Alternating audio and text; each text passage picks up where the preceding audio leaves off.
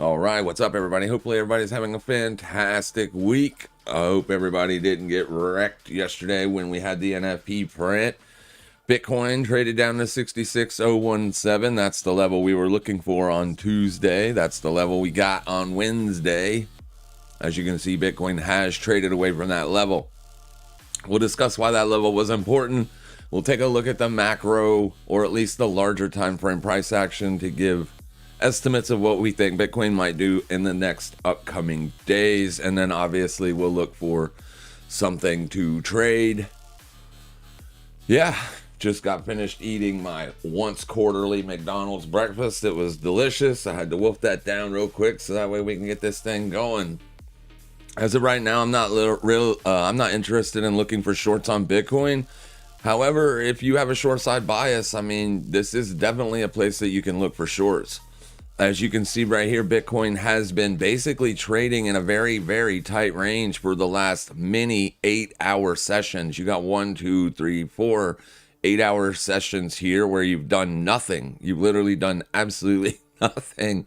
But that is a $2,700 range. It's a pretty big range. So Bitcoin is moving, and it is moving quite a lot.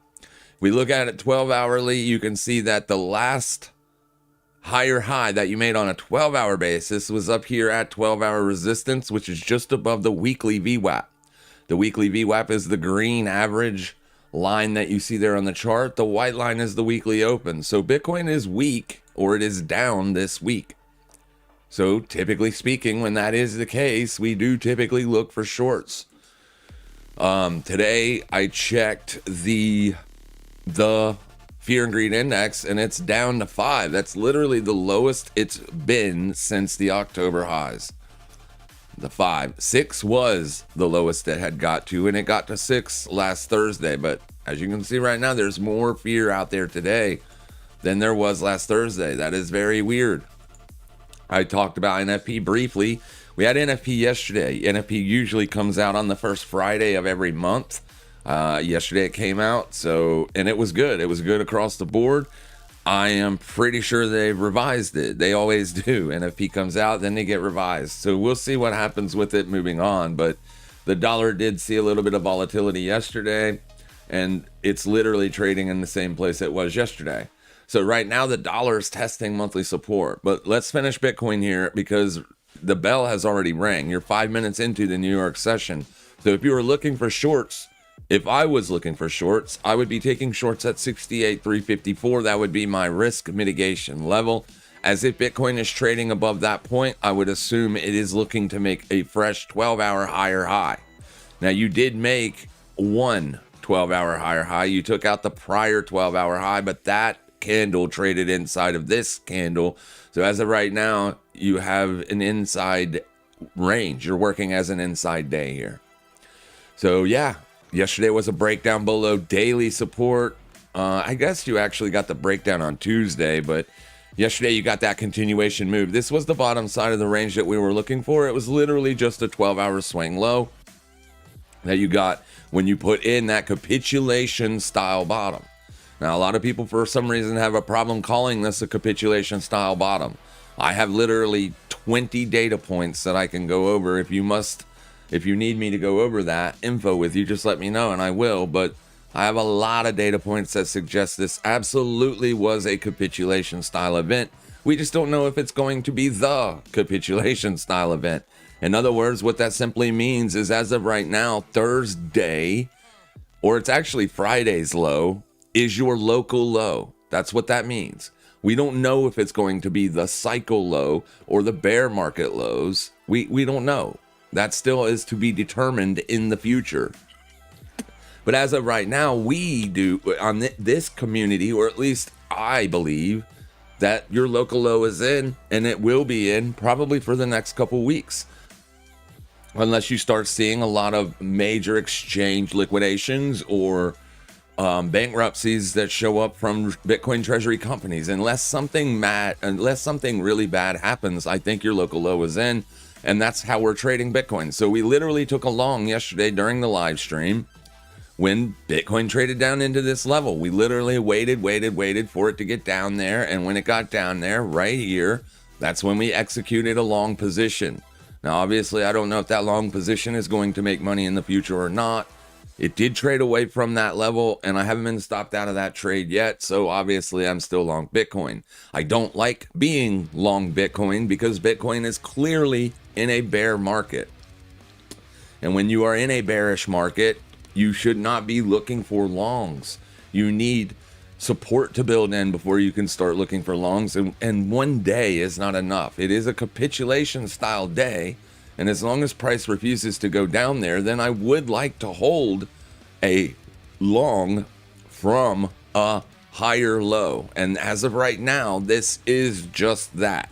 It is a higher low. It is yesterday's low. If you remember, I am very specific when I tell people to look to buy daily lows and look to sell daily highs, especially if you're looking for intraday volatility and you're trying to participate in intraday volatility. So that's what we did. We bought the daily low yesterday, and as of right now, it is still the low, or at least yesterday. But today, obviously, I would like to see Bitcoin make a higher high on the daily time frame, but it's still going to be a sellable event. As long as you're trading under the weekly open, and as long as you're trading under the monthly VWAP, you are bearish. People are going to be looking for a revision to the mean. The revision to the mean trade is a good idea. However, you have to be able to specifically clarify what that mean is. If we're talking about a daily 21 exponential, you got a long ways to go before you're testing that. If you're talking about a monthly VWAP, you have already revisited the mean. And as you can see right here, resistance held. So basically, as price traded back up into the February volume weighted average price, that's where the sellers showed back up again. So apparently, the sellers on the near term think that Bitcoin is going to make fresh lows. And it is potentially possible for that to happen, as you do not see any kind of strength in this market yet. Coinbase is the company that is literally holding up the crypto bill, and I see why they're holding it up. They're holding it up because they can't compete with that bill. If it gets passed, they will not be able to compete with banks, because the banks want to make it illegal for Coinbase and other crypto platforms to offer a 3.5% to 4% yield on your money. Banks cannot compete with that, so therefore the banks want that out of the bill. Coinbase wants it to stay in the bill, so that's what's holding up the bill. But it is going to get voted on soon. I don't know if any revisions will be made to the bill, but I'm sure Coinbase is lobbying as many politicians as they can to get that fixed. But I do believe that if that bill gets passed, it could be positive for crypto. And then maybe, just maybe, we see the longer term buyers start to show back up. As far as long-term hodlers, the average is moving up, but you have to be careful with the long-term hodler average. Let me actually pull that up for you. Long-term holder supply is what I'm talking about here. It is an on-chain metric, and a lot of people are looking at this as a potential consolidation, or long-term holders are starting to accumulate again. A long-term holder is defined on-chain as someone who has held their Bitcoin for more than 155 days. So literally what that means is you have people that bought in October that are now being classified as a long-term holder. So, I mean, typically we do want long-term holders average to be moving up. Obviously, it does suggest that more and more people are going, becoming long-term holders. And we do want big money accumulation happening. And I'm sure it is happening. Big money accumulates on lows. Big money accumulates in bear markets. And Bitcoin is very much in a bear market, so I know accumulation is happening. And Bitcoin is technically, as far as money goes, is the far superior and most advanced thing or protocol that we have to define what long-term value is. And until you have something to beat that, Bitcoin is it. It is it. And it will most likely find a bear market low once everybody has basically given up on Bitcoin. That's when it will rally again. Nobody knows when that will be, but so I would say stick to the ranges. Stick to the ranges. So clearly, if you're a seller, you're going to be selling up in here somewhere today, most likely. Tomorrow, you have an inflation print, core inflation, which is CPI. As you can see here, the prior was 0.2 on the month over month. They're expecting a slight tick up, 0.1%, up to 0.3%. The year over year core inflation print is anticipated to tick down.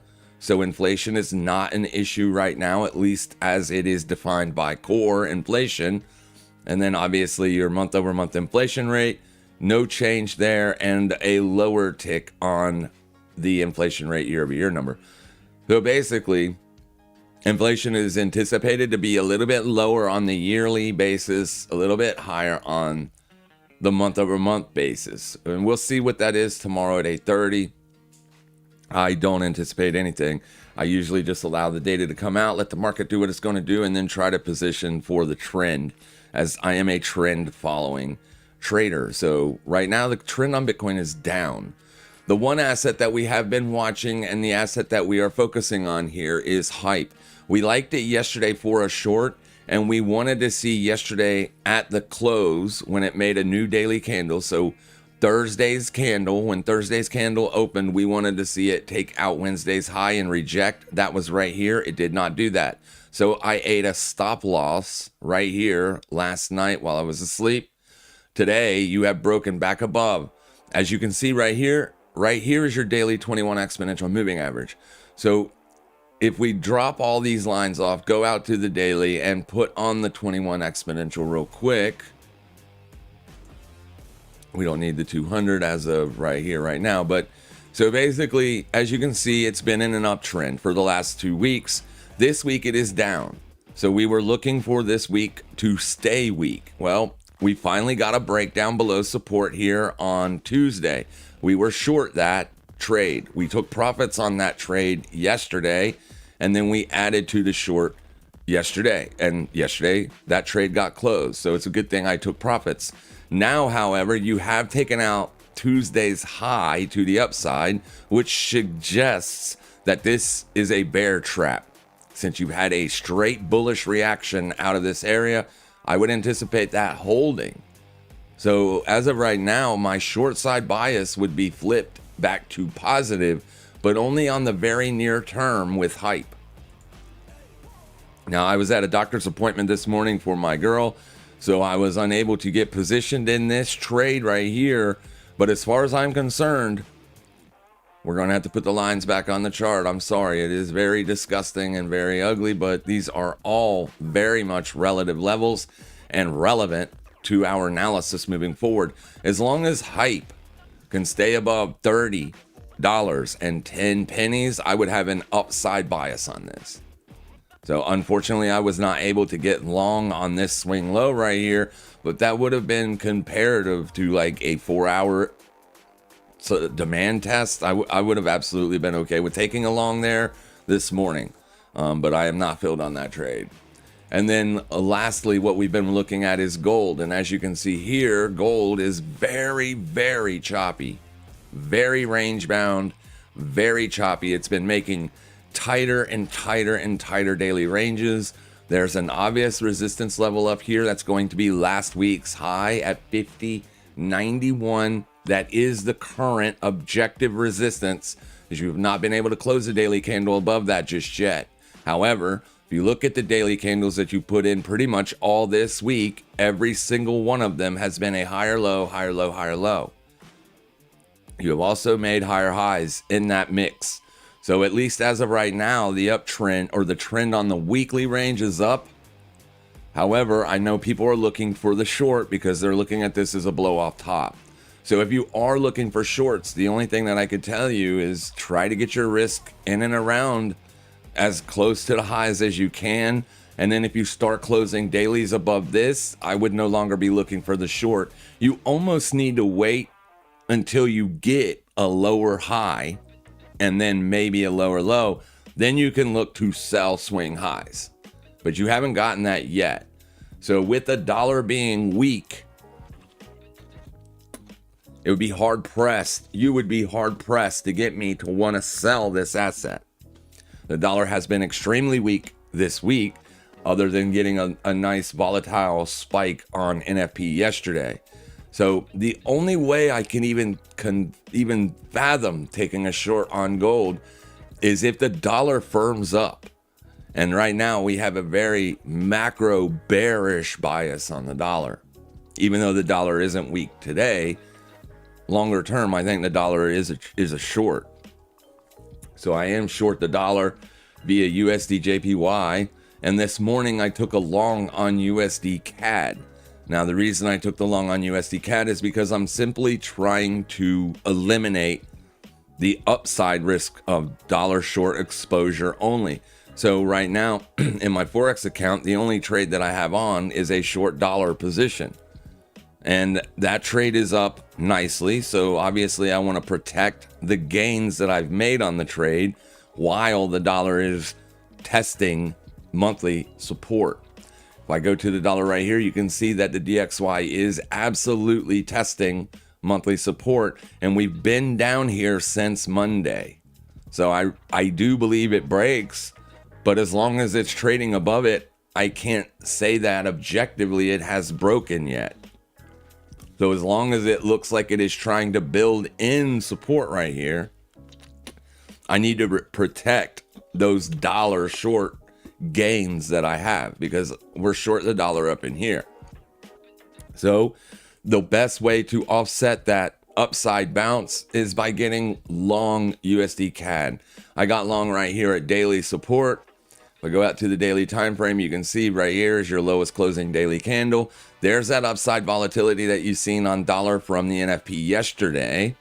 So with that being said, until your closing daily candles under this point right here, I think this is a good asset to look for that dollar long exposure, but it's just a hedge. My macro bias is bearish on the dollar. This asset is trending down, USD CAD. It is absolutely 100% in a downtrend. It is bearish. It is not a long. However, I like this one best for setting a long on and then allowing it to get stopped out if the dollar breaks down, right? Because it's the monthly support on the dollar right here, in my opinion, that is the big level to beat. If it can beat this level and start breaking down, then obviously the next level to look for dollar support to come in is going to be January's low, which is right down there. And I don't see why it would have any trouble getting down there if in fact sellers are here on the DXY. If you look at the DXY really long term, since 2011, this trend line has been supporting the dollar. Regardless whether you like trend lines or not, this thing has absolutely been supporting the dollar. It could not break down the last time it came in here, which was back in 2021. So the dollar since 2008 has been in a bullish trend on the macro. You have been making higher lows and higher highs. So the trend since 2008 has been up on the DXY. This is a very key, crucial area to break. I think the reason that it's struggling to break is because it's also key and crucial resistance on the euro. So it's a big level. It's a big level on the euro. It's a big level on the dollar. So if the dollar refuses to break down, then obviously my short side bias macro analysis is incorrect. And I definitely want to offset that risk. That's why I was looking for the long on USD CAD today. I think USD CAD is giving a perfect setup here. It might not be a perfect setup right here where it is, but it was a perfect setup down here this morning as it was retesting daily support. So right in here is where I've got that risk on that. So we'll see what happens with it long term. And then as far as like Tesla, we're looking at Tesla here. We're wanting to see if Tesla can hold support here at February's open. If it can, I think we'll probably look for long entries there, but it absolutely needs to hold there for me. And then the other asset that we're looking at is NVIDIA. NVIDIA had a bearish week last week, but because of Friday closed back up. And as you can see, man, it was a violent move higher. It literally, like every day last week was bearish. Monday, Tuesday, Wednesday, and Thursday, you were bearish. We broke below the yearly opening range. We retested it, and that's where the seller showed up. They got a downside move, and it went all the way down to month support. Monthly support is where those buyers showed up, and in one day, Friday alone, literally reversed almost every dollar of that downside pressure. So Friday closed the week out with a nasty morning side reversal on the weekly. So you're seeing upside continuation from that now. Right here's your yearly high on NVIDIA. That's what it's struggling to break out above right now. This is also a new higher yearly high. That was your yearly high right there. So when you put this yearly high in and rejected, that's what brought the sellers in. It rejected yearly highs. It got back under yearly open. And then those sellers attacked it. And then boom, boom, boom. It went right down to the bottom of the range. And that's where the buyer said, yeah, we want to get it right here. So longer term NVIDIA is still in a long-term monthly, like 4 or 5 month range here. And you don't have range resolution until you're breaking down under 170 or breaking out above 193. Until one of those two things happen, you're range bound on NVIDIA. So that's kind of what we got right there. And that's basically everything we're looking at for today. We're looking for gold to roll over as we want to see the distributions take place, especially if the dollar firms up. But as long as the dollar is weak, it's a very difficult short trade to be in. As you can see, the short has not really been working all week. It is a very tight range, and it does look like it wants to break down, but it's got to break down before you can say that it is breaking down, unfortunately. So if you're short dollar or short gold anywhere above 50.50, I think you're in a good position and you can hold that. And then maybe today you get this near-term weekly range resolution. Yesterday, you did see a little bit of sell-side pressure come in from the NFP, but as soon as it dropped down to the bottom side of that range for the weekly candle, the buyers just showed right back up. And so far, you've not been able to really do anything about it. So, yeah, gold is playing some games right now. It's playing some games. So I think you can basically thank the dollar for this, because the dollar has literally been playing some games. Dollar had a big breakdown early in the week, and you saw gold gap up on the weekly open. So yeah, I think the dollar is basically keeping traders on the sidelines for right now till they understand what the dollar's going to do. Now, as far as gold being overbought way up here, I mean, I'm not looking to buy it. I own gold long term, the actual metal. I'm still holding it. I started liquidating gold and silver holdings last year. I started liquidating my gold and silver last year as gold and silver were trading up through the highs. So yeah, I mean, I'm not really interested in gold at these prices. If gold wants to pull back off these highs and give me like a year-long consolidation, maybe I'll buy more gold. But until that happens, I'm just going to be trading it the same way that I trade every other asset class in the market. I'm going to be looking to scalp it for intra-week and intraday volatility, and I'm looking to follow the trend. Unfortunately, the trend right now is up on gold. The weekly trend is up. Your weekly candle is bullish. You're trading above the high week close.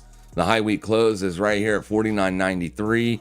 As long as you're trading above that, and as long as you're at last week's high, you're threatening a larger move to the upside. So it doesn't really make sense to hold shorts. With that being said, we did take a short on it yesterday to see what would happen, and it hasn't done anything. It hasn't done anything. So just kind of holding it to see what it wants to do. I think we basically got short around this area right in here, and so far that trade hasn't been stopped out. So it does look like it's trying to break down here right now, but the close is what's going to be important. And there's 3 hours left on this thing. So it's just getting started. Just getting started. I think dollar is going to be the difference maker on gold today and tomorrow. And with CPI tomorrow, literally whatever it does today can be reversed. So be careful if you're out there. If you're trading these assets, make sure your risk is mitigated. But yeah, I like hype to the upside now, and as long as Bitcoin can stay off those lows, I like it to the upside. This actually looks kind of constructive here on the intraday, and we'll see what it does. Today is the sell side should be volatile today because of that sentiment report, but it doesn't appear to be helping the sellers in any way, shape, form, or fashion today. So I'm not sure what's going on there. What's up, legends? Good morning, everybody. Thank you guys for being here. Hopefully everybody's having a good week. Norm says I'm getting 3.75 annual percentage yield on fiat in Coinbase here in the UK. Not excessively better than UK banks. Well, it's excessively better than US banks. US banks pay like barely nothing on a savings account. Now, if you have a CD or some other money fund like that with a bank, then obviously you can generate more.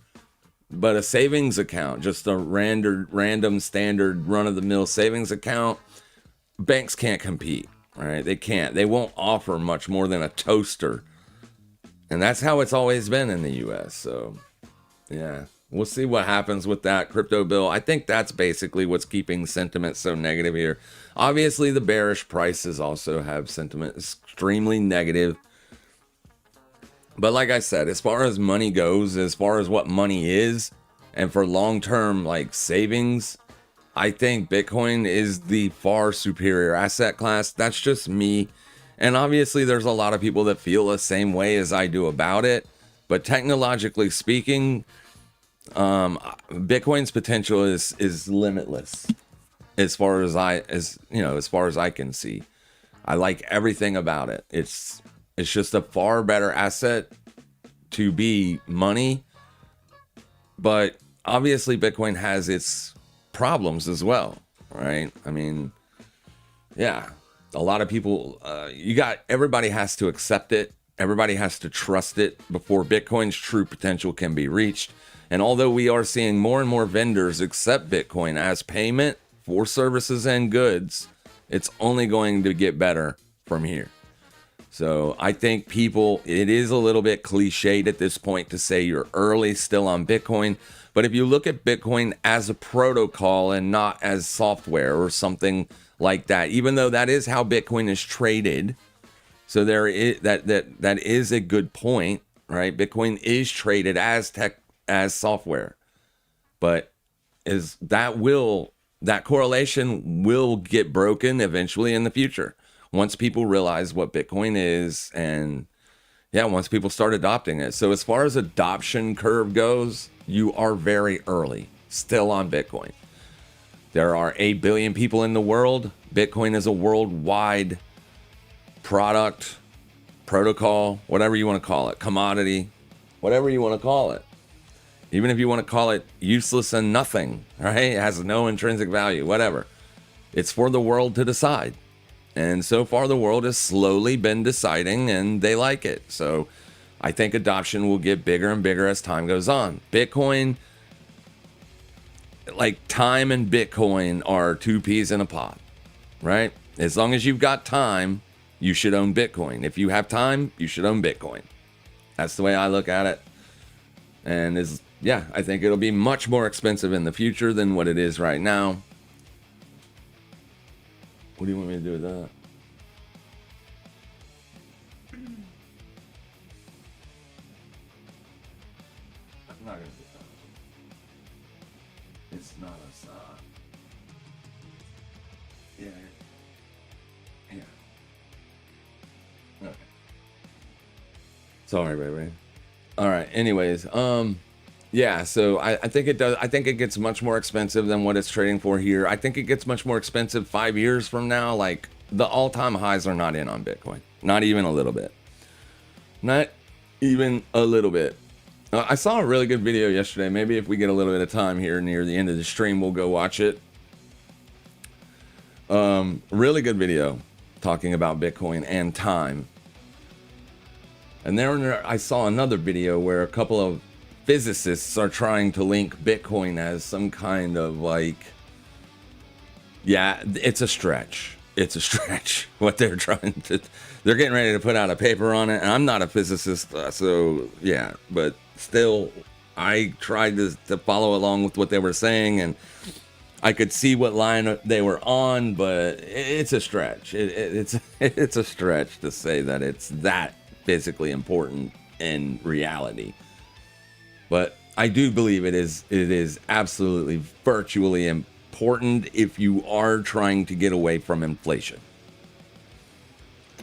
Which inflation is used by all governments to take your money.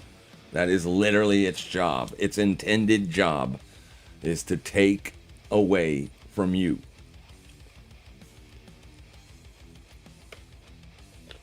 And there are other assets that you can invest in to try to hedge against that inflation via gold and silver and other precious metals and stocks and bonds and things like that. But yeah, inflation is a very, very dirty game that is played. And I think Bitcoin, once the potential is completely and fully utilized, there's technologies that are not in existence today that will be for Bitcoin and payments that will make Bitcoin better than everything. It already almost is, just for the simple fact that you can transact and close Bitcoin or buy Bitcoin 24 hours a day, 7 days a week. I mean, that's already better than most banking systems. Yeah, Bitcoin is great. I love it. And even if you don't want to own it for long-term growth and long-term protection against your savings or whatnot, you can still trade it. It's still a very much tradable asset. And it does move. So for now, volatilities are still pretty good on Bitcoin. Although volatilities are going down long-term. But right now, you're in a bear market. So as long as you're in a bear market, the pressure is going to be to the downside. And there's really no data or any charts that I can show you that's going to basically speak against that. Right now, Bitcoin's in a bear market. So as long as it's in a bear market, volatility exists. As long as volatility is expanding and exists, there is potential for new lows. We can look at volatility metrics on Bitcoin right here. We can pull up the daily. Let me get that indicator, as for some reason it's gone. What is going on here? Internet is cooking today. That was the internet speed, so I'm not quite sure what's taking. This is probably a Windows thing, to be honest with you. It's either a trading view thing or a Windows thing. But I'm not going to play this game. Let's go back to the browser. This is why most of the time, just stay on the browser. It's just better. All right, here we go. Let's see what we can do here. As the platform is still, slow, I guess you could say. All right, so now that we're on the browser, let's pull up this indicator real quick. Let's go out to the daily time frame, and as you can see, now that you've been trading in a range, right? You're still trading inside of Thursday and Friday's wide ranges, and as long as you are, volatility is now starting to creep off of those highs. All right, so when volatility's pinned to the ceiling like this, flashing red, new lows can happen, and they can happen very quickly. Now, volatility is still elevated here. It's starting to go down, but on the week, it's just now kind of expanding. So if you're looking at the weekly chart, you hit like extreme volatility last week. So you're still very early. Volatility takes a while to chill out. Here on the 4-hour chart, volatility is reaching back to normal levels. It's basically been sideways for 4 days. So yeah, just be careful when volatility is high. You can see here on deltas, at least here on the near term, deltas are far more bullish than bearish. This doesn't mean that price is going to go up. It just simply means that the market buyers are more aggressive than your limit sellers. That's where the delta is. The delta is just a change. It's a 1-for-1 game when it comes to buy and sell orders. So basically you got to have the same side on, the same trade on both sides in order to get a trade. This just lets you know that the aggression is coming via the buyers. And I guarantee it. Retail does love to try to buy lows. Yeah. We did buy a low yesterday, but it was a level that we anticipated Bitcoin liquidating, and once it liquidated that level, we wanted to see if prices was going to trade away from that or not, to show us that it does want to stay range bound. And it kind of did that, right? As you couldn't break down through this level and you didn't go lower. So because that didn't happen, it does feel as if though that is what took place yesterday at least. Today is a whole new day. Today is a whole new day.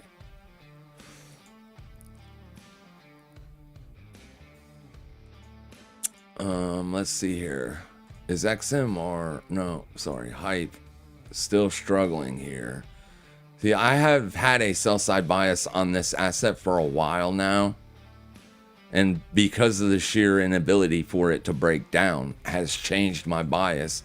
I'm kind of going to be upset if this thing does break down today, because I'm not in a short. However, that would have been a beautiful place to put a short on if you do think it is going to break down, as that is Tuesday's high. That is an objective level. It isn't the week open or the weekly high, but it is Tuesday's high. So as long as price can't trade above that, you're still red on the week, right? Your weekly candle's red, or in my case, blue, but it means the same thing. It's down on the week. So this could be looked at as a recovery or like a dead cat bounce or a short covering rally. And typically you do want to sell those, right? And it has been trending lower, so it does feel like this would be a sell. I just have to be careful once it gets back above the daily 21. Now you're still under the weekly 21. So on the long term, as long as you're trading below this top orange line here, I do have more of a more downside bias longer term. But this was an aggressive spike last night. Very aggressive. You can see that is where the sellers got ran over. Right here was the current or the Wednesday high. That candle right there. So you can see how it blasted up through that, retested it here and held. And then this candle was another continuation expansion above that. So whenever you see that, it does feel like the sell side has been exhausted. And it was exhausted at January's high, another objective level. But on the month, you're still negative. You're still under the monthly VWAP. So the selling pressure in the monthly range has been a little bit heavier than the buying pressure. And as far as deltas go, it is bullish today, but it is struggling to trend. So let's kill this. Yeah, it is struggling to trend to the upside, but we'll see what it does. I think trying to sell this would have been the best setup last night. If it would have failed here, to me, that would have been the perfect short. You're weak on the weekly range. You're retesting a level that should fail. So the trade should have worked there. And because it didn't, and that's actually where support came in, it kind of feels like now you have to be a buyer because the trend has changed on the near term. But we'll see what it does. If it breaks back down under February, maybe I'll wait for it to get back down in here and then look for another pop to sell. I don't think I want to try to risk any more money on it today. Coinbase is getting wrecked. Let's go look at Coinbase. Yeah, Coinbase probably is getting wrecked because of Bitcoin. Coinbase owns a lot of Bitcoin. So anything that owns a lot of Bitcoin or that usually is traded for Bitcoin's volatility, it's going to be down. Yes, it is wrecked. That is absolutely wrecked. You're down at 2025 lows. That's not good. Bitcoin has already smoked 2025 lows. So at least you have that going for you on Coinbase. But I mean, it's just right there. Yeah, it's in a downtrend. Last year closed down. This year opened weak. On a monthly basis here for the last 1, 2, 3, 4 months, you've been making lower highs and lower lows. You are trending down. So does Coinbase bounce here? Only time will tell. Only time will tell. It is a big level. It's last year's low. So what's going on right here? So why is USD? CAD must be weaker than the DXY. Let's see.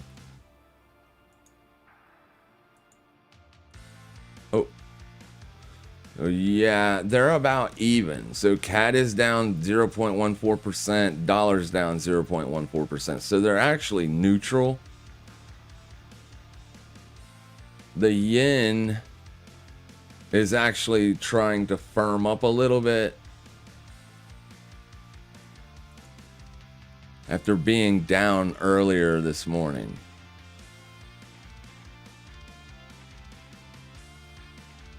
So I don't understand why people are running to the yen, but I think this is probably more of a carry trade unwind than it is yen strength.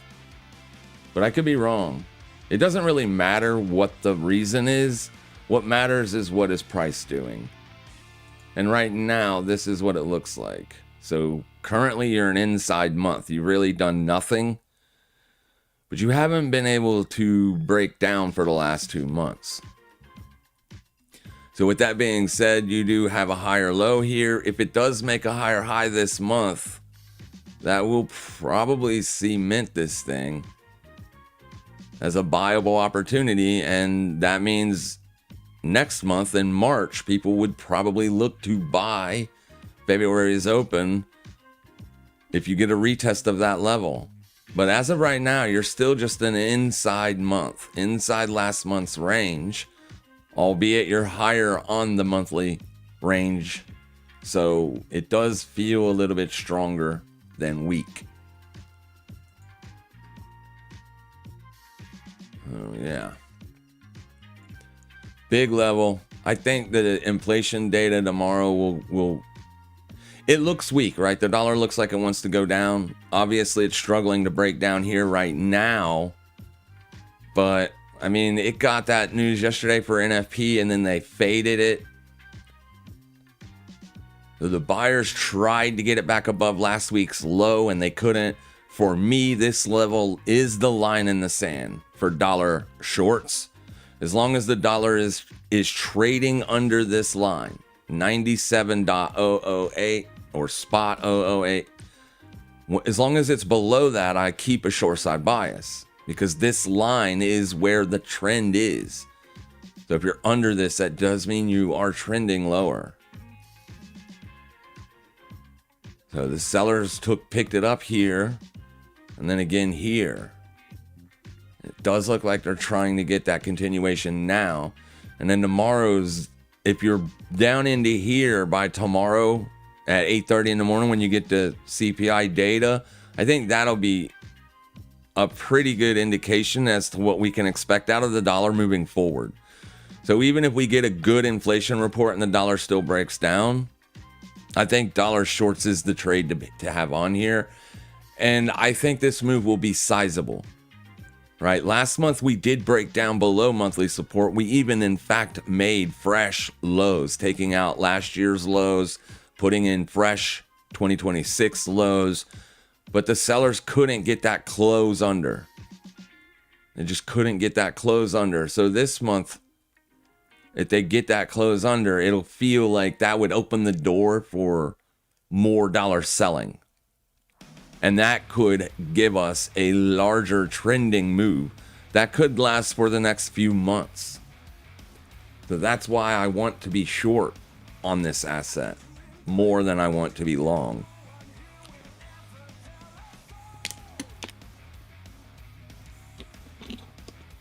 Oh, yeah, I have that position right here if you want to see it. It's on a very small account, but it is still real money. So there's that. But anyway, so here's the dollar CAD long that I was looking to take. But clearly the spread got me on that entry. And then here's the dollar yen short that I'm holding. So this is the trade that I want to continue to trend. So if this trend breaks down here, now obviously this isn't a perfect 1-for-1 because I've got CAD risk in there and I've got yen risk in there. But as far as dollar short positioning, this is a good position to have. If it does break down, then I will see that trend take place on this side. And I do want to be short USD JPY because if they do unwind their carry trades, then it will directly affect this asset. Because this is the asset that the carry trade is on. So, yeah, if they're unwinding that position, and the only reason they would unwind is simple, like we talked about it yesterday. The Fed hinted that they would get involved, that they would directly get involved just by testing prices. They were looking or getting a price check. Not the Fed, the Treasury. They were getting a price check. That is kind of intervention. It's not physical monetary intervention, but it is intervention. Basically, that is the Treasury telling investors, if it keeps going up, not only is the BOJ going to intervene, we will intervene also. And I think that's why you saw such an aggressive sell-off here on the day that the Fed did check prices, because that's a strong sentiment. If you're long dollar yen for the carry and you're a $1 billion money manager, you've been long dollar yen since 2021 for the carry trade, and you were anticipating once you broke out above 162, the run could be huge, right? It could be massive. Well, you're not going to get out of that position.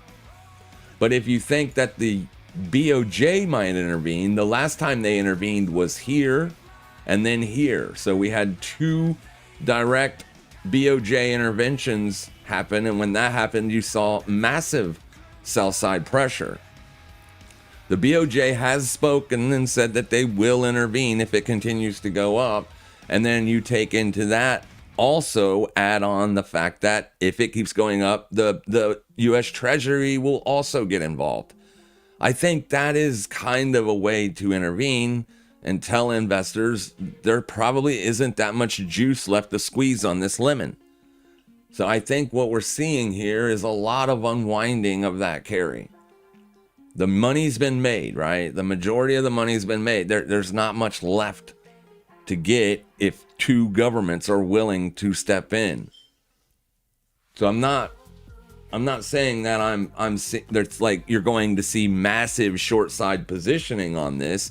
I'm just simply saying just by them unwinding that position could cause a little downside. Now, it could get cheap enough again as the spread is still wide enough to where it may become attractive again for USD JPY long carry trade, right? Because once you get down to a specific price point, it does become attractive again. That's what we have to wait or watch to see, right? If that happens. But also, we got a new Fed guy coming in that has been talked about around the world, that he's this like super hawk, and that's dollar bullish. So I think we saw a little bit of that communication last week of him being some kind of super hawk gave this a pretty severe retracement. But objective analysis tells us that as long as we're under the yearly opening range, we don't necessarily want to be long. So this was the signal for me to get short again once we broke back under the early open here.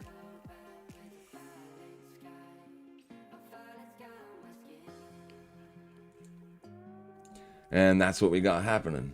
So I don't know how much downside we're going to see. I'm not expecting like a massive doom and gloom trade on this, but I do want to have dollar shorts just in case this breaks down. And I think with the carry trade unwind, that could help spur on a nice little trade here on USD JPY. But it is still very much bullish. It is still very much up. Like, you're not down that significantly on it. If you just look at it in terms of the monthly range, oh my bad, the monthly, it's still up. It's still up nicely. You're just still trading inside last month's candle.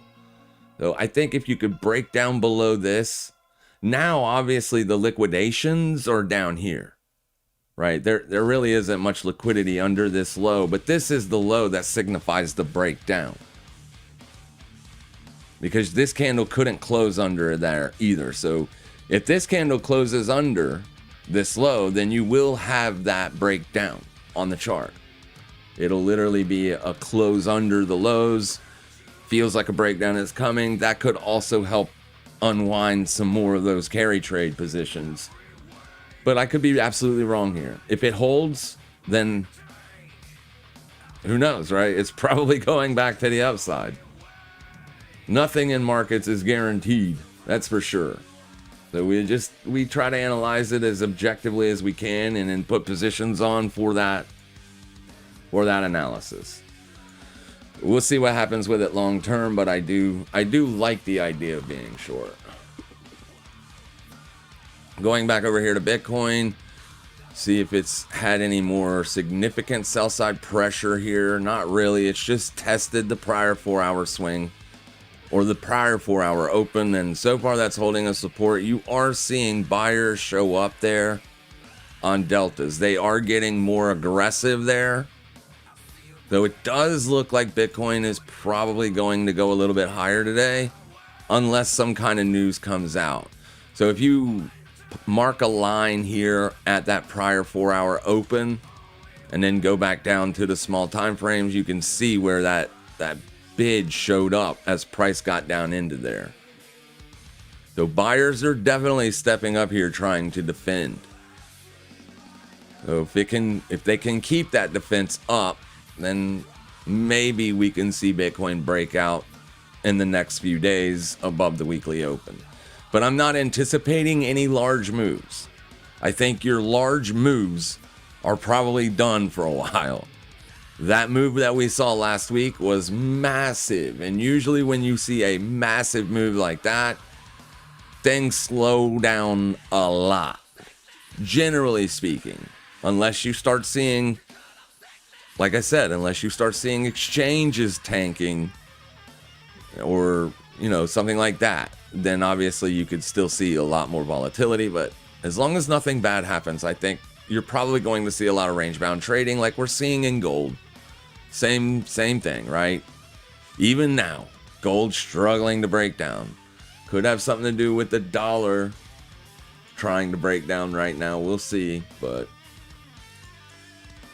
dollar is also at support. So you've got gold at support, you've got dollar at support, you got Bitcoin at resistance. I don't know that that's the mean up here. I usually like to look at the daily 21 exponential moving average to be the mean for me. But obviously people that are watching monthly volume weighted average price levels, they assume that's the mean because the sellers already came back that quick. You're nowhere near testing the daily 21. Nowhere near it. But I have a problem looking for shorts when you are that extended below the 200. This was the lowest that Bitcoin has ever gotten in terms of being extended away from its 200. It was the biggest move ever in terms of the 200-day moving average. In fact, it was almost a 3 standard deviation move.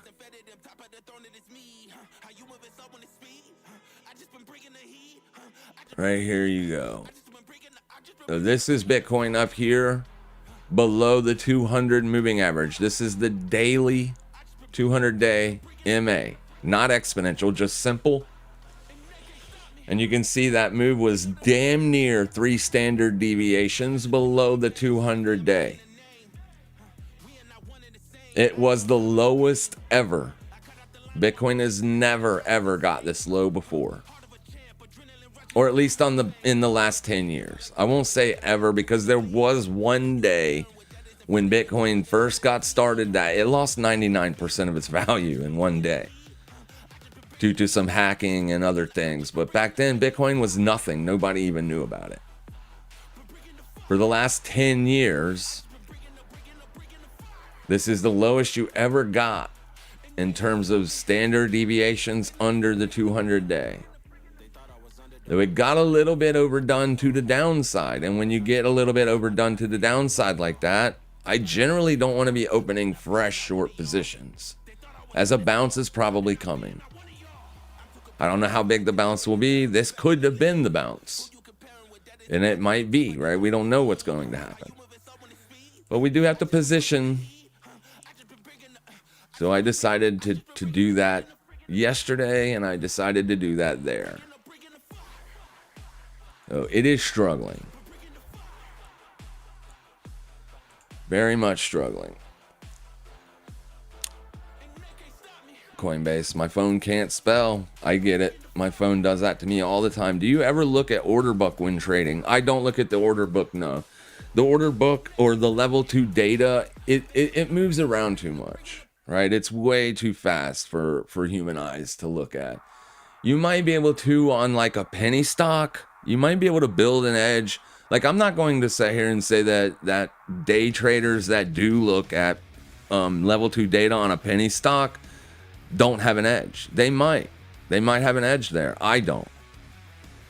I do not. For me, all I see is a bunch of numbers changing and shifting. It doesn't imply sentiment to me, not one way or the other.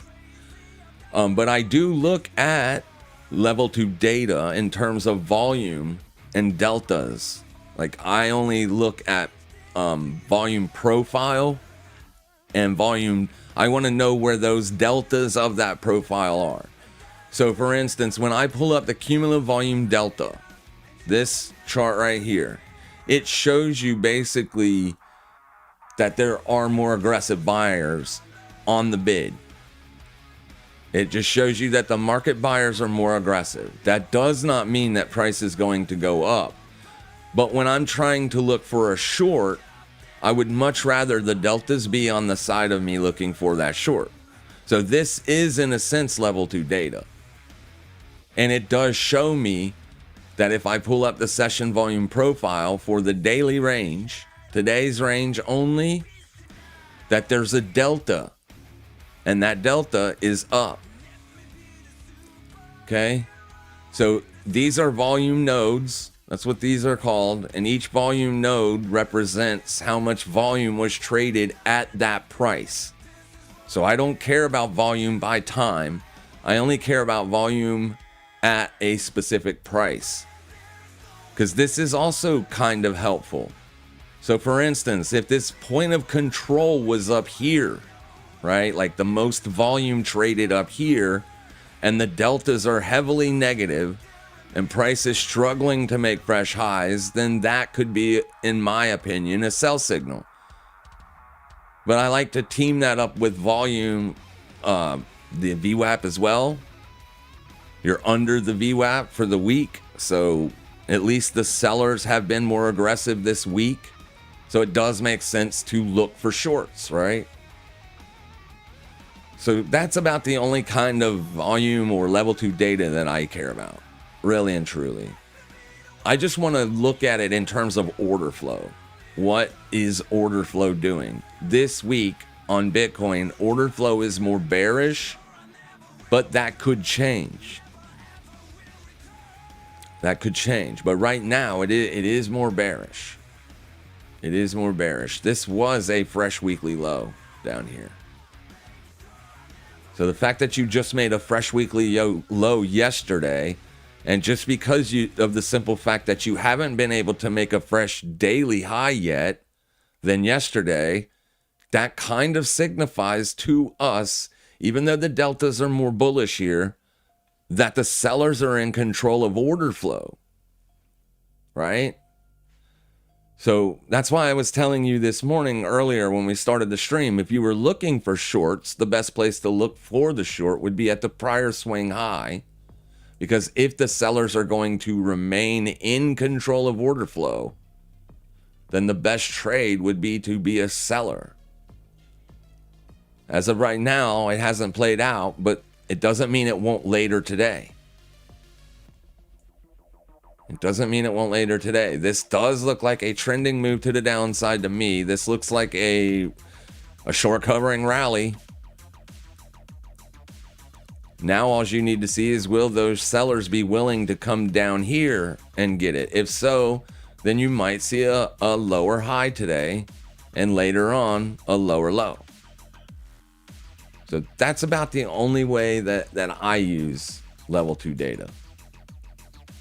When I look at it, to me, like here is level 2. Right here is level 2. This is level 2 data. What's going on right here is level 2. You're seeing buyers and sellers. You're seeing them put limit orders in. You can't see market orders. Market orders happen at the best bid and at the best ask. You can see market orders if you look at this, which is this just shows you all the trades, the size, and all that stuff, right? So this is also level 2 data. But I mean, I can't get any edge looking at this. Sometimes this whole thing will flash red, and then not even a half a second later, the whole thing will flash green. I don't know that I can ever build an edge on that stuff. And I know looking at the order book, I don't get anything from this either. So I'm not saying that there isn't something that can be built here. I just don't.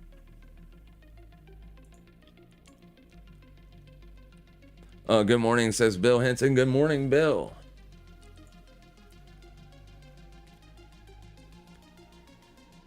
Good morning, Bill. Yeah, as you can see, there's that Bitcoin long, and it's severely under-positioned because the leverage is in the wrong spot. I got 50x leverage on there, and I usually don't trade with that much leverage. I wanted to get a normal size position with 20x leverage down here yesterday, but that was a mistake. That was a goof up. If I would have had it on correctly, I probably would have been able to take profits on this move up in here. Maybe it would have been up enough to where I could have scaled out, because all I'm trying to do is make $300 on a $100 risk, and I'm trying to do that every single day. And if I can keep doing that, then my account grows.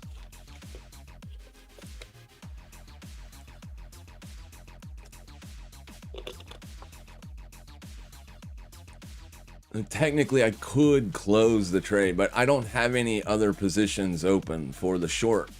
And I definitely want to have short side positions open when the markets are in a bear market. I just haven't found that trade. Fartcoin was a little bit too oversold as well. Same scenario, right? If you're looking at it in terms of where is the day 200 EMA at, I mean, you're way up here on the daily 21. So whenever you're this far extended, so if you use this day and go up to the 200 or the 21 here and pull a level down here, you can see on this day you were 40% under the daily 21. Under it. That is a little bit too extended for me to look for shorts, because price is elastic. It snaps back. It always does. People think it won't, but it does. It always does. They thought it was dead here. And then 4 days later, it snapped back to the average. So eventually, you're going to see a snap back to the average. Whether the average comes down and gets price, or price goes up and gets the average, it doesn't matter. It doesn't matter. I know as long as that snapback is potentially possible, it makes it very hard for me to put on sell side risk. So I didn't like shorts on Fartcoin. Could you short Fartcoin right now? You absolutely could. I don't know where it's going to go. As long as you're trading below yesterday's high, you're an inside day, or you're at least inside yesterday's range. So it definitely means that buyers are struggling to get an upside push. Otherwise, you would be trading well above that and heading back up into the prior day's high.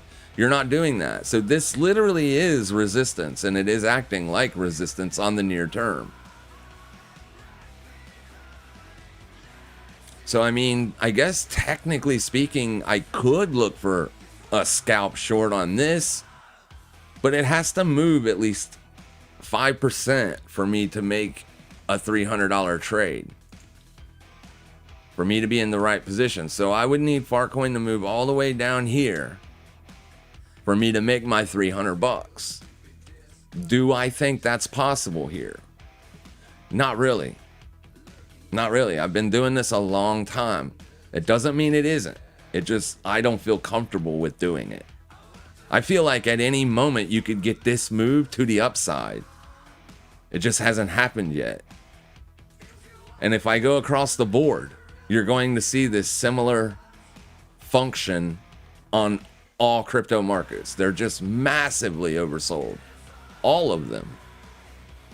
Even Zcash. Even though it's been trading very much sideways for several days here. So this is getting more, the longer it does this, the more comfortable I get with looking for those fresh shorts. Because in this scenario, you're not seeing that aggressive bullish snapback. And even though you were massively oversold at this point, right here, same thing. You're down 42%. Away from the average. So not really wanting to short it on this day or this day or this day, but the longer you go to do this, that means this average will keep coming. It'll keep dropping, and it'll keep dropping, and eventually you'll get that snapback. It just might not be a snap. You know what I mean? It might just be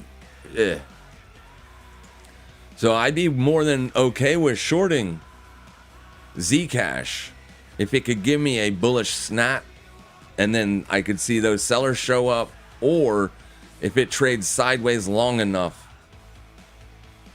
to give me that. It's kind of almost like a confirmation that the buyers just are not here.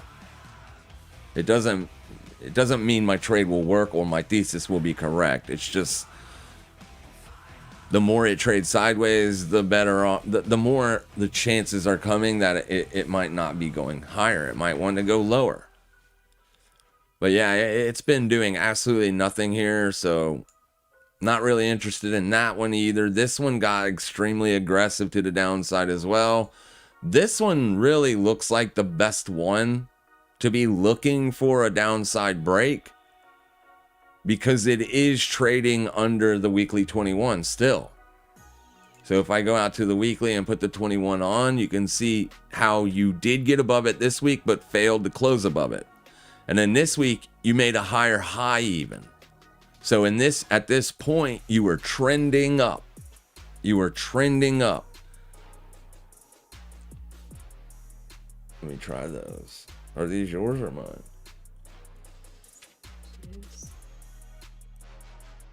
Oh, that's even worse. Yeah, that's much more aggressive than these. Thank you, though. I got a massive headache because my glasses they're too strong. So my girl just gave me a pair of her old ones. She's blind as a bat. Those things were way worse than mine. I gotta go buy some new glasses. They're not prescription, they're cheaters. So I just need to go back to Publix and get a new pair. But yesterday I got a massive headache and I got a dizzy spell. These glasses are bad. But anyways, back what I was saying. So last week on Hype, it wasn't only bullish. It wasn't only trading above the 21, but it was also trending above the prior week. So I don't necessarily want to look for strong or for shorts on an asset that's that strong. However, from the simple fact that it failed to close up there, it did tell us that even though it would have been impossible to figure out where the sellers were, they did show up. And you did get that sizable drop back down off that range. And this week opened up, put in a slight higher high, and then failed again. So once that failed again happened, that's my signal. Like, that tells me and my community that yes, this thing was strong, but it does appear that that strength has waned. Because if it was still here, we wouldn't even be talking about the short. This thing would be trading well above its 21. So the fact that it opened this week, could barely get above, and then fell back down, that tells me that as long as we're trading under this point, that I probably want to be short. And we even made a lower low this week. That's a lower low. So yes, the bull showed up and they've backed this thing off the lows a lot more aggressively than I wanted to see it happen. But as long as you're under this, I can make the argument that this is going lower, right? It's once you get back up to here that you really have to take a step back and say, okay, well, now it's choppy, right? It's very choppy. And in choppy markets, directionally biased trades do not work out that often. So I wanted to see it break down below last week's low and then give me a downside continuation move. So here I'm going to put these lines back on, and I get it. They're very... Here, let's just get rid of all the ones we don't need for this example.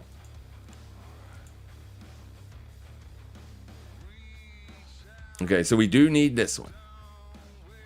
All right, we don't need that one. We do need that one. And then this is the orange line right here is your weekly 21. So when you go back into the daily time frame here, you can see that. Right here's your weekly open. Right here.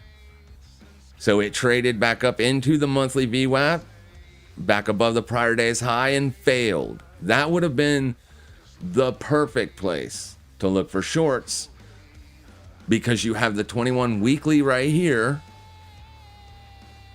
and the VWAP, both kind of saying price is weaker than it is strong. So once you failed back under this swing high, you could have put on fresh shorts right then and there. You will learn that as time goes on. The better you get at becoming a trader, the better you get at seeing what's actually taking place on the chart, you will start to see those as opportunities and you will be able to put trades on there. But anyways, it did break down.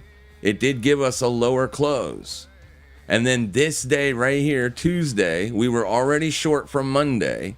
We wanted to see it break down and continue. It did do that for us. So yesterday, that's why I took profits as it was trading down. And then I wanted to go ahead and put on a new position here if it failed. Right there. So if it failed right there, that's where I wanted to hit it again for that bigger continuation move lower. And obviously it didn't work out. It was literally a perfect setup. You had not only the weekly 21 above price, you also had the daily 21 above price. And if we go back into like a small, we're here, let's go to the 4 hour first and look at this. Well, we need that. We don't need the deltas. We need the EMA, or this right here. So as this was your prior day's high right here. It's your prior day's high. So this is your new daily candle open. So basically what we wanted to see this candle trade up into this high and then fail. If that would have happened, that would have been the absolute perfect place to put downside risk on, looking for downside continuation. That did happen, but it was a trap. And now let's go to the 5 minute. And you were even testing the 50 here. So, I mean, it was perfect in so many ways. It was absolutely perfect. So we can get rid of that, and we can get rid of this, and then we can go down to the 5 minute, and you can see exactly what happened. Exactly what happened. So this is your last week low. So as long as you're below last week's low, you're trending. You're trending. You're back above. So you come in here and you set that prior day high. This is Wednesday's high. Look at this aggressive pullback. So when it traded up into here and failed, that was when I put on the short side risk. Put a stop up here. It was absolutely perfect. But, boom, I got stopped out. So even, it doesn't matter how perfect the setup is, how many indicators is telling you that the trade is a good sell and you're on the right side of the market and all that stuff. It does not matter. Price is too chaotic. It's impossible to know what's going to happen when you put the risk on. Obviously, I expected to wake up this morning to price way down here. Instead, I woke up and saw that I not only ate a stop, but that it also put in higher highs on the day. And then if we look at deltas, not only did it do all that, but it did all that with a very bullish delta. So even though I thought it was a perfect short setup, the buyers were aggressive all night last night. All night. Now it looks like they're failing, right? It does kind of feel like they're failing. But when I look at this on a 4 hour, this is not a failure at all. This looks like an upside continuation is about to happen. But if you look at it on the 5 minute or the 15 minute, this does look like it is failing. And it might be failing. It might be. But as of right now, as long as you're trading above this, it's bullish. Unfortunately, it's bullish. So I don't love the short. It could still work, but I don't have an edge on this any longer. My edge was right here yesterday, and that edge failed. That's all right. I made a lot of money on this trade last weekend. I made over $1,000 on it. And I made money on it this week. I took profits off of it yesterday. Literally yesterday, down in here. I made money again. So I've made money on it. So this one didn't work. That's how it goes. You win some, you lose some. But right now, it feels like something else is happening here. It feels like the bulls are more aggressive. So I don't love the idea of looking for shorts on it as long as it's above the weekly VWAP. It's Thursday too, so it's late week. You haven't made a fresh weekly high yet, and you might not make a fresh weekly high. So maybe this short ain't this week. Maybe it's next week. Maybe next week gives us a better trade on it. We'll see. But right now, it's hard for me to be bearish again. As long as you're trading above this, that means you're threatening a daily close above the 21. Yesterday didn't. Yesterday it could not do it. So today it might not either, but as long as it's above that, I don't have an edge. My edge is not available. Instead, what it looks like is that this was a bear trap. It looks like this was a bear trap. It looks like it's looking for a breakout. So if today closes back down in here, then absolutely I would be more than willing to short it again on Friday or Saturday or Sunday. But when it's doing this, it feels like it wants to go higher, not lower. And we really don't have a trade here. These might run out of steam. So if you're looking for shorts because everything is so bearish out there, And I get it. I mean, when you have a 5 on the extreme fear meter, it's very difficult to get bullish, to be bullish. Like, I understand. I read you loud and clear, my friend. Oh, my McFrappe is melted. No, I have water, thank you. It still tastes good, it's just melted. Yeah, it sucks. It sucks. And extreme fear is bad, so it's hard to put out longs when that's happening. But I mean, Warren Buffett says time to buy is when there's blood in the streets. Well, there's blood in the streets in the crypto market. It's hard to find a bull right now in the crypto market. No, I'm good. I got some still. Thank you. Hard to find a bull. I'm bullish on Bitcoin. I don't have a bearish bias on Bitcoin. I think Bitcoin is probably going to be a buy in every downturn. Every single one it ever has. I think it's going to be a time to accumulate, but I could absolutely be wrong. Investing is not easy, and it is not for the faint of heart. It is a very aggressive, very dangerous thing. You can absolutely think your investment is going to the moon, and it can go straight to zero. There are still a lot of headwinds in terms of FUD surrounding Bitcoin as far as quantum computing and all that goes, but the people that the devs that work on Bitcoin code, they're working on it. They are right now trying to figure out a solution for that.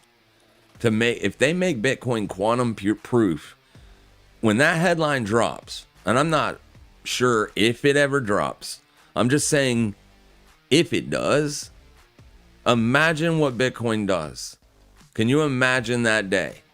You're sitting around, Bitcoin's just chopping, really boring. It's been boring for months. There's nothing, no good news, nowhere. And then all of a sudden, Bitcoin's code is now quantum computer resistant. This thing freaking moons, probably for a solid week, just straight up. Skyrocketing. That's like one of the major headline risks for Bitcoin right now, is that it isn't quantum proof. But if they ever fix it to where it is, there's not many reasons that I can find not to be invested in Bitcoin. Let's go take a look at that other video real quick if I can find it over here, since we're not really doing a whole lot this morning. It does look like the sellers have got it now, finally. Yeah, it looks like they've got it. So what about hype then? Should we look for the short on hype if it looks like the sellers have got Bitcoin? I don't have a setup here. I don't have a setup. Me getting short right here, I don't love it. I don't love it. I'm not at an objective level here. I don't have any reason to mitigate risk for a short side setup right here. Not right now. I guess the sellers that sold up here, they may be right. They may be positioned good. But anybody that sold up there, it would have been a lucky, just a random sell to take. There's no reason to sell this thing up here. Except for maybe December's open. February's open. That's a reason. And then December's open is right there. So that's a reason. But I mean, other than that, there really isn't a reason to take the short here. You've gotten back above your weekly VWAP. You're still under the monthly. So, I mean, I took my shot down here. Up here, you're not even bearish anymore on the RSI. Right, you're above the 50. Now, this bullish candle could be a trap. It could be a bull trap. That's why I don't love buying here either. But there's just not a setup here for me right now. If it gets back up here and fails, maybe gives a full-on retest of December and rejects, then maybe then I could put risk on. But I don't love the idea of buying it because you're still red on the week. You're still under this. You still got a lot of resistance above. So And if Bitcoin rolls back over and becomes bearish, I really don't want to be long this thing, because this thing did not get killed the last 2 weeks with the rest of the crypto market. So it could get killed in the future because it was so much higher than everything else. This was one of the only crypto assets that did have a bullish week last week and the week before. That's why we were watching it, because of that. Because of that reason. All right, let me look and see if I can find that video. That video is a good video.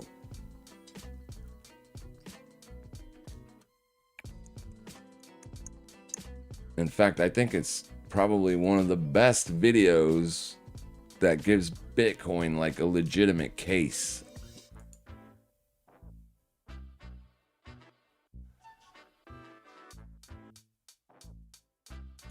Yeah.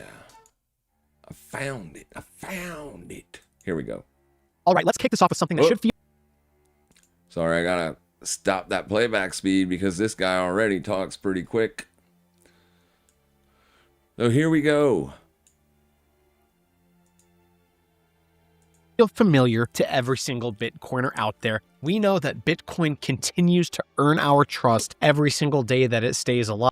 Bitcoin unbreakable. Why Bitcoin grows stronger with time. Time rewards the undefeated, and Bitcoin has never missed a block. In an era where companies fail, currencies collapse, and technologies become obsolete, one network has operated flawlessly for nearly 2 decades. This is the story of how Bitcoin transforms time itself into its ultimate competitive advantage, a phenomenon, a protocol that makes it exponentially more valuable with each passing year. And it's been doing that for 17 straight years since 2009. And in that time, we've seen all of those other tech trends continue to burn hot and then vanish, and Bitcoin continues to get stronger the longer that it survives. So what we are talking about here is called the Lindy effect. And it's one of the most powerful ideas for understanding why Bitcoin's future keeps looking more inevitable the longer that it sticks around. Think of it like this: the longer that a certain thing has been around, the longer that people expect it to be around. That is the core idea behind the Lindy effect. It applies to ideas, to books, to institutions. Yeah, anything. The longer it's around, the more you would assume that it's going to stick around, right? I mean, things do fail. Like, for instance, when the horse and buggy is like the perfect it's the perfect example, right? The penultimate example. I don't think I'm using that term correctly. It doesn't matter. It's a perfect example. When you had like all these different stalls in town that they built their life up. That was their job, right? They were ironsmiths. They were woodworkers. They fixed horse carriages. Horses were everywhere. That's how that was their main mode of transportation. There was no reason for anybody to assume that the carriage business wasn't going to be a good business for the rest of their lives and their kids' lives. But ultimately, a man named Henry Ford came along and changed that. Henry Ford did not invent the automobile. Henry Ford made it to where everybody could afford an automobile. Henry Ford basically revolutionized the assembly line. That was his huge achievement. The assembly line was what put the horse and buggy business out of business. So yeah, the Lindy effect. If it's been around for this many years, it's probably going to stay around for a lot more years. And certainly it applies to money. The US dollar has Lindy, gold has a lot of Lindy, and Bitcoin is stacking Lindy faster than any monetary network in history. And this presentation today is about why that matters, why time itself is becoming Bitcoin's most valuable feature, and why every block mined is another nail in the coffin of the fiat system, and why capital Serious capital is finally waking up to what this thing actually is. I want to give you guys some bull fuel during a Bitcoin dip, so here you go. Because when I say that Bitcoin is inevitable, I'm not trying to give you another meme. I am trying to mean it in the most mathematical, time-tested, survival-hardened way possible. This is Bitcoin through the Lindy lens. Let's go. Now let's break this down from the top, because the Lindy effect might be the most powerful mental model that most people have never heard of. The Lindy effect is very simple. The longer something non-perishable has existed, the longer it's expected to keep existing. So if a book has been in print for 100 years, people naturally assume it'll be in print for another 100 years. If an idea has lasted for 1,000 years, odds are it'll last 1,000 years more. So Lindy is really... Gold has lasted through the generation, right? I mean, there's no reason to assume gold is going anywhere. It probably isn't. I don't think Bitcoin's going to like destroy what gold is, what gold can be. It might, it could. Time will tell. Time is the arbiter of all. About survival. It is proof that when something becomes more popular, it becomes more resilient, and resilience compounds. Now let's apply this to Bitcoin. And when it goes to Bitcoin, as far as popularity goes, like I said earlier, 8 billion people on the planet. As of right now, estimates are anywhere between 2 and 400 million people are involved or directly own Bitcoin. 2 to 400 million. That is nothing. That is a nothing burger. That is literally a very small drop in a gigantic pool. Tiny percentage of people actually are in Bitcoin. Imagine in who knows how long, or who knows if it does, but what if it does? Could you afford not to own Bitcoin? If even a third of the world's population owned Bitcoin, what price do you think Bitcoin is when that occurs? A third. So more than 400 million, that's several billion, a couple billion. That's a lot of people. Bitcoin's price probably goes up exponentially from where it is right now. Remember, we mentioned non-perishable in the definition. Last time I checked, Bitcoin doesn't wear out, it doesn't corrode, and it doesn't age like food in a fridge. It ages like a cathedral, like a language, like a civilization. It is a protocol. It's a protocol. It's not really a technology. It is a protocol. Every single second that Bitcoin stays online, it just continues to earn more credibility as time passes. Every single block that is mined without interruption is another point on the Lindy scoreboard. And this is where it gets wild. Let me read this real quick. Every day something survives. Plus, I don't know if, I don't know if these people want people even doing this, but it is okay. If they don't like it, I'll take the video down. It doesn't matter to me. Every day something survives. Its expected future lifespan increases by that same amount. This counterintuitive principle explains why ancient texts outlast bestsellers and why oldest institutions command the deepest trust. The longer Bitcoin survives, the more time expects it to survive. And this is why the Lindy clock isn't linear, it accelerates. That's why Bitcoin is no longer a science experiment, it is financial infrastructure with time. Science experiment is exactly like a perfect thing to call it, especially when, like I said earlier, two people that are physicists are getting ready to drop a paper on Bitcoin and how it relates to, I'm not exactly sure, but I think it is.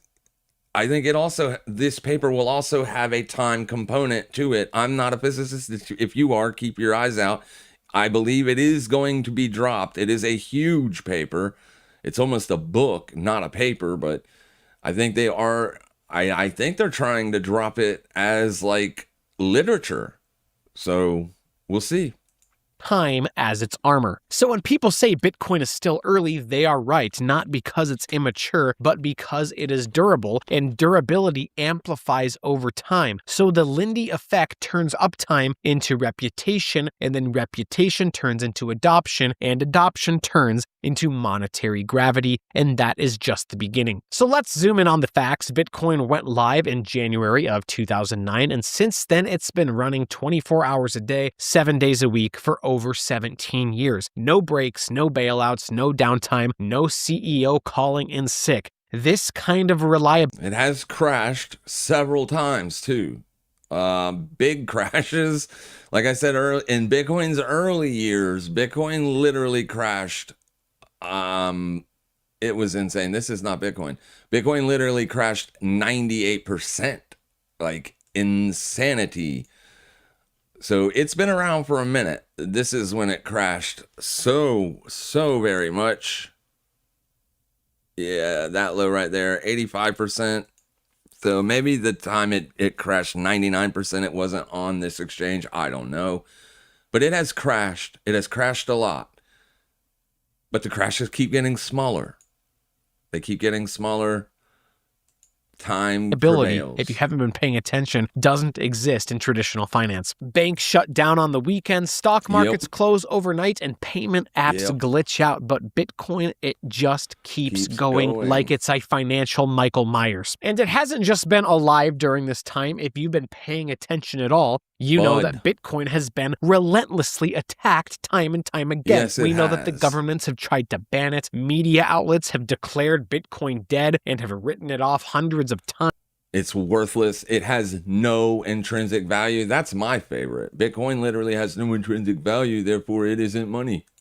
Developers have forked it, cloned it, tried to outsmart it, but Bitcoin never blinked. It just absorbed every single attack. It upgraded its code, and it mines the next block over and over again. It has been battle tested over and over again in the harshest financial climates. When the banks collapsed, currencies hyperinflated, and trust in institutions eroded, Bitcoin kept doing the thing that it was designed to do: produce a new block every single 10 minutes. And that consistency is the heartbeat of the Lindy effect. With no drama, with no central planner, and no emergency meeting, we just saw the raw protocol secured by the most powerful monetary computing network on Earth, with more brute force security than any government, bank, or nation state could handle. And it's just going to get bigger and bigger and bigger. The more people that runs nodes, it just makes the protocol that much more stronger, that much more immutable. It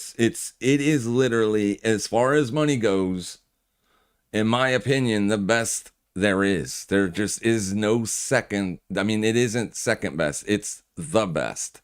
Block that it mined just increased its credibility, and every confirmation added to the global sunk cost of trying to stop an inevitable network. Every single halving event continues to ratchet up the scarcity while its survival record compounds. And you need no tool to access. I mean, you need a tool to access your Bitcoin, but you need no tool to flee with your Bitcoin. If you can remember your address and your keys in your mind, nobody can take it. The only way they can take it is if you give it to them. And obviously, if they're threatening you with death or with prison, then you will most likely hand it over to them. But that is literally the only way they can get it from you. Think about that. You need nothing to flee an angry nation state. You can put all of your wealth in Bitcoin, and you can remember the address, remember your seed phrase, and you can flee that nation state. And just as soon as you get somewhere where you have internet connection, you can have access to all of your money again just by simply remembering the code. That is insanity to me. You can't do that with any other monetary anything. You must have the gold. You must have the money. You need a bank account. You need a third party.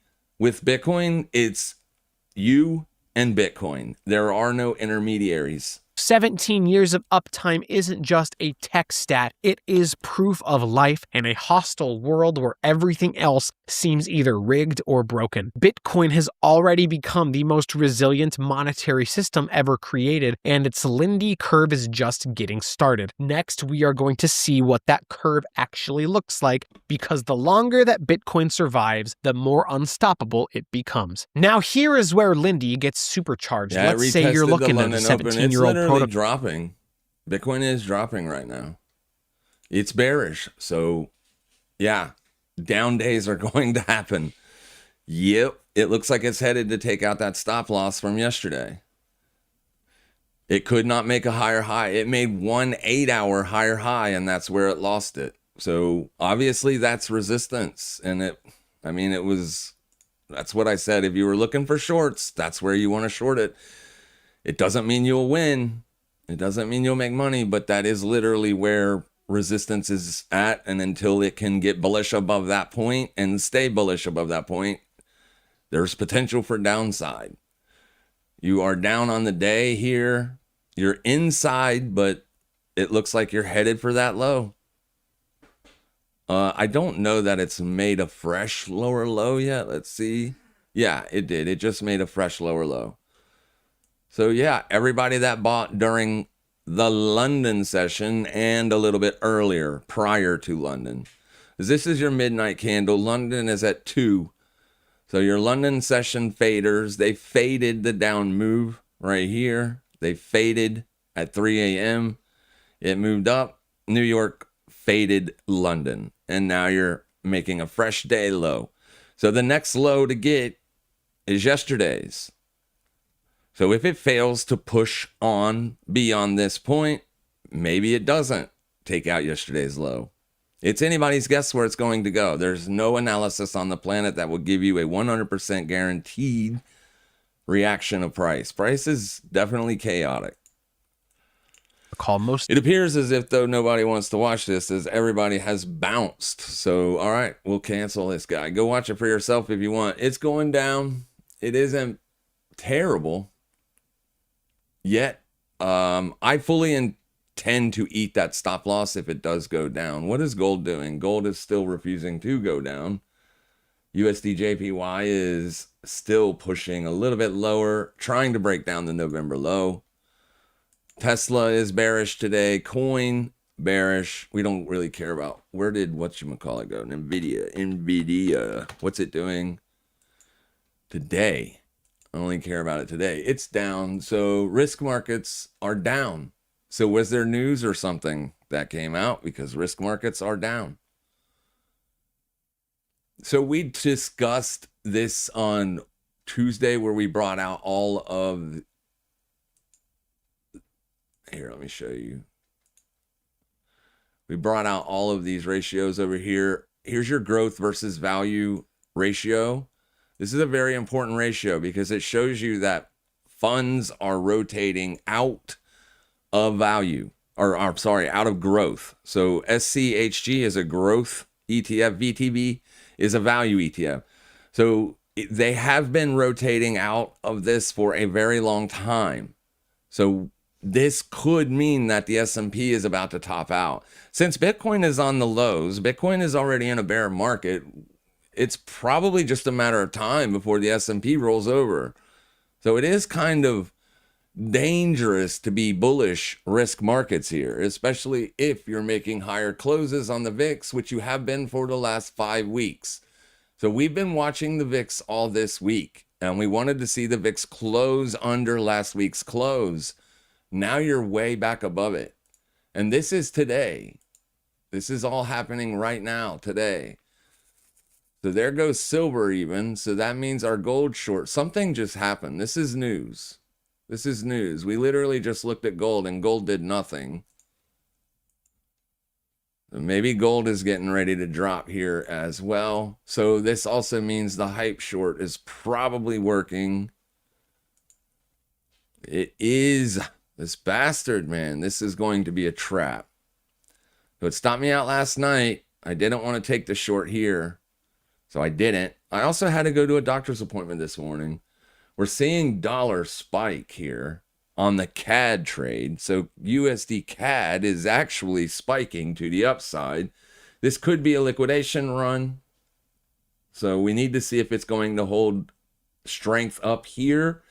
But if you notice over here, you're not seeing the dollar spike. You're actually seeing the yen spike. So if the dollar is moving up against the Canadian dollar, or the CAD is failing, one of the two, the S&P is failing, that tells me most likely the yen is spiking. The yen is spiking because this is a risk-off move up here. So you're starting to see that rotation out of growth assets into value is heavily affecting the S&P 500. This is your S&P 500 cash market. Oh, sorry. Right here. And if you look at this thing on a long-term basis, right? Let's look at this. This is a daily. Let's go out even further. Let me get rid of all the lines as to not, you can see what it's been doing, right? These are your weekly ranges. You get these sharp spikes lower and then it gets faded. Then you get these moves up, but the moves up don't give you any continuation whatsoever. Instead, the next week comes out, it's a drop, lower low. Then the next week comes out, it gaps up, spikes up, higher high. Next week comes out, gap down, spike down, lower low. Next week, nothing. Next week, higher high. This week, lower low. This week, higher high. It's literally losing, like it's losing steam. It has no upside momentum. It can't sustain a breakout. The reason it can't sustain a breakout is because over here, you can see capital is actually fleeing growth. So if you've been buying highs on the S&P for the last 1, 2, 3, 4, 5, 6, 7, 8, 9, 10 weeks, you've been doing it wrong. I understand it's hard to have a bearish bias when an asset is up, but the VIX has been making higher weekly closes. We've been telling people to be cautious up here because this absolutely looks like capital is fleeing those risk on assets. If we go compare this to the S&P 500, you can see that this thing usually does start to roll over before the S&P does. All right. So here you made highs and then it started to roll over for the like 4 weeks. You started putting in lower highs and lower lows for 4 weeks. The S&P went on to top out, then it rolled over. So we're seeing something similar here. You top out, you roll over, then several weeks later the S&P rolls over. What do we got here? This thing tops out and rolls over. Though there probably is going to be a dump on the S&P. I mean, it's been pretty freaking consistent. There was one time here where you did not see, you saw people actually flee to growth. And the S&P rolled over. That didn't stop this. So there was one time there was zero correlation. But every other time, almost, or any massive correction, this thing led the markets. So every correction, this thing was before the S&P. We've been rolling over for many weeks now. So the S&P just hasn't caught up yet. So I was wondering if there was a break in correlation here because we haven't seen the S&P roll over yet. And there was many times where we took sell side trades on the S&P 500 last year. Remember, we were shorting November's high specifically last year.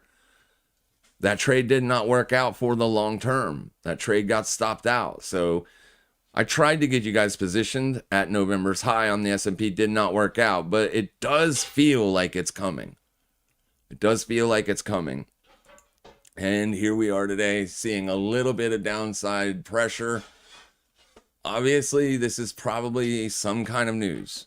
If I had to hazard a guess, I would guess some kind of news has come out. And now you're seeing cash or risk off. Risk off is definitely going to hurt Bitcoin. Bitcoin is traded as a risk on asset. Here's Bitcoin versus the IGV. Let's see. Oh, yeah, I don't want to do it that way. I don't want to see Bitcoin priced. I want to compare, but compare. New price scale. And if we go out here to the weekly, let's kill all the lines. So that way you can focus on IGV and the Bitcoin chart. So IGV, if you don't know, it's the software, or it's a software sector. software specifically. There are a few companies in this ETF that aren't software, but it's heavily software focused. Bitcoin is being traded pretty close to software, and software is massively down off the highs. And Bitcoin is too. So it does feel like the top of the S&P 500 is probably in. TLT is breaking out right now. That's good. But if it's going to break out with the S&P breaking down, that could mean that people are rotating into longer duration bonds. The TLT is the 20-year. We've been watching the TLT for a while. It has been in a multi-month range down here. So it is good that it is breaking out above October's low. But instead of looking at October's low, all you have to do is look at January's high, and you can see that breakout taking place. I don't know if the breakout will be sustained, but this is a bullish engulfing monthly candle, and it is happening at support. It is objective support. You have not been able to close a lower candle than last month's close. You did take out the low, and now you're up on the highs. So if this range is going to persist, I would expect a failure here. But if you don't get a failure here, then you're probably positioned well. I know one of our Trade Talk members is positioned for long upside on the TLT right now. I would hold it. I would not get out of it unless this breakout is not sustained. It's a long-term breakout, multi-month breakout. So if you don't get that upside continuation or that sustained rally, then you might want to think about taking profits because you're in it down here. That's where we were originally looking for the buy. We were looking for the buy in this area, if I'm not mistaken. I believe it was right in here. Because this week it failed. We got the breakout, but it failed. Actually, we might have been buyers down here. So you've been in this trade for a minute. Yeah, we bought this right here because when it did break out above these weekly highs right here, we wanted to see upside continuation. It failed. So I closed my long position during that time. You held through all this. Damn. You got some balls, but it's paying off now. Hopefully you can see that upside continuation. Hopefully. And then the SPX is literally breaking down below the yearly open right now. So yellow line is the yearly open. I don't know that you're going to see a close under this. We have closed many days under it. 1, 2, 3, 4 days we've closed under the yearly open. But it's this inability to break out. That's really what's got me concerned. That with the growth value metric, the fact that that thing is selling off hard, it's telling me that there probably is a bigger downside move coming on the S&P. The S&P is dominated by tech. So Tesla's seeing that sell-off today, and it's happening at the day and week 21 exponential. So if Tesla makes a lower low here and then fails on a retest up into these levels, I would be looking for short side opportunities on it because it bounced off of support, but up here is resistance. Up here is old support, potentially turned to resistance. So we'll see if it can hold. So you might be able to look for short side setups on Tesla and then again, NVIDIA. NVIDIA is going to be everybody's favorite darling for the short, especially if it fails. Now we need to get NVIDIA's yearly opening range back up here. That's January, so right there. So it is definitely failing again at the yearly opening range. This is going to open up sell side pressure. That's what opened up sell side pressure here, right here. So 2 huge bullish days. I would be a little bit concerned about downside continuation. I mean, why were those 2 days so aggressive? But they could not make a lower month or a higher monthly high. And now you're breaking back down again. So if 189.84 acts as resistance like tomorrow, maybe then you could put on a sell short on Nvidia or just buy a long-term put. I have on the same exact trade that Michael Berry has on. As far as owned puts, I can't remember what strike it is, but let me do this real quick and I'll go take a look at it. Of course, why would that be right? Why would that be right? Oh, it is going to be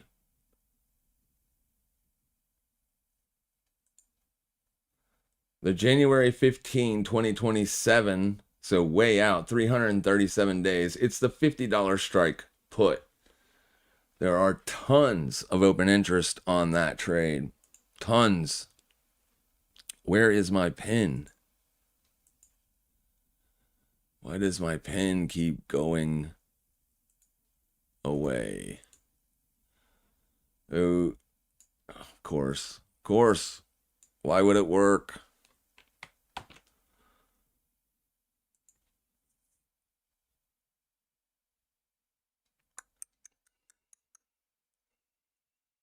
What is going on? Where is the...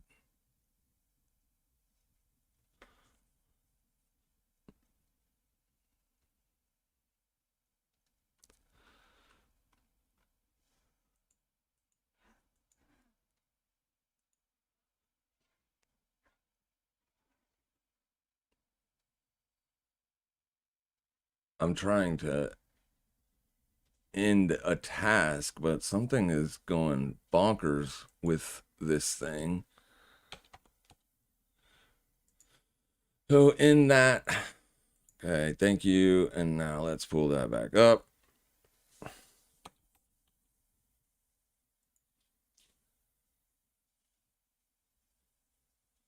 Yeah, that I'm not saying that you should take that trade. Obviously, it's a long-term trade, but there's like a ton of open interest out here. And the majority of that came because Michael Berry put it in a Substack or something. But yeah, $50 strike puts over 337 days away. The trade itself only costs $50. It's not like it's a big investment, but it is going to protect you if the Nvidia does collapse. Like obviously, that trade will pay out huge if Nvidia collapses. I'm not expecting or anticipating Nvidia to collapse, but there is some funny business going on for sure. Gold, there goes gold right there. That trade is going to pay us now. Well, not really. Oh, I'm underpositioned. Son of a biscuit. So it is up, but it is severely underpositioned. I'm supposed to have $800 on that. Did I take profits on that or something? No. There's zero money gained on a realized P&L. 53 cents. That's going to be from the funding rate, obviously. But let's pull up the position. And that's what it looks like. So, yeah. I honestly thought that they were distributing $5,000. I know I would be.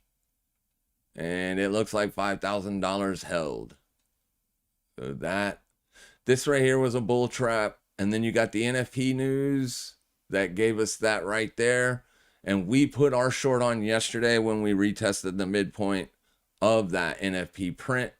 So that's why I'm short there. I can get rid of this line here so you can see the short trade.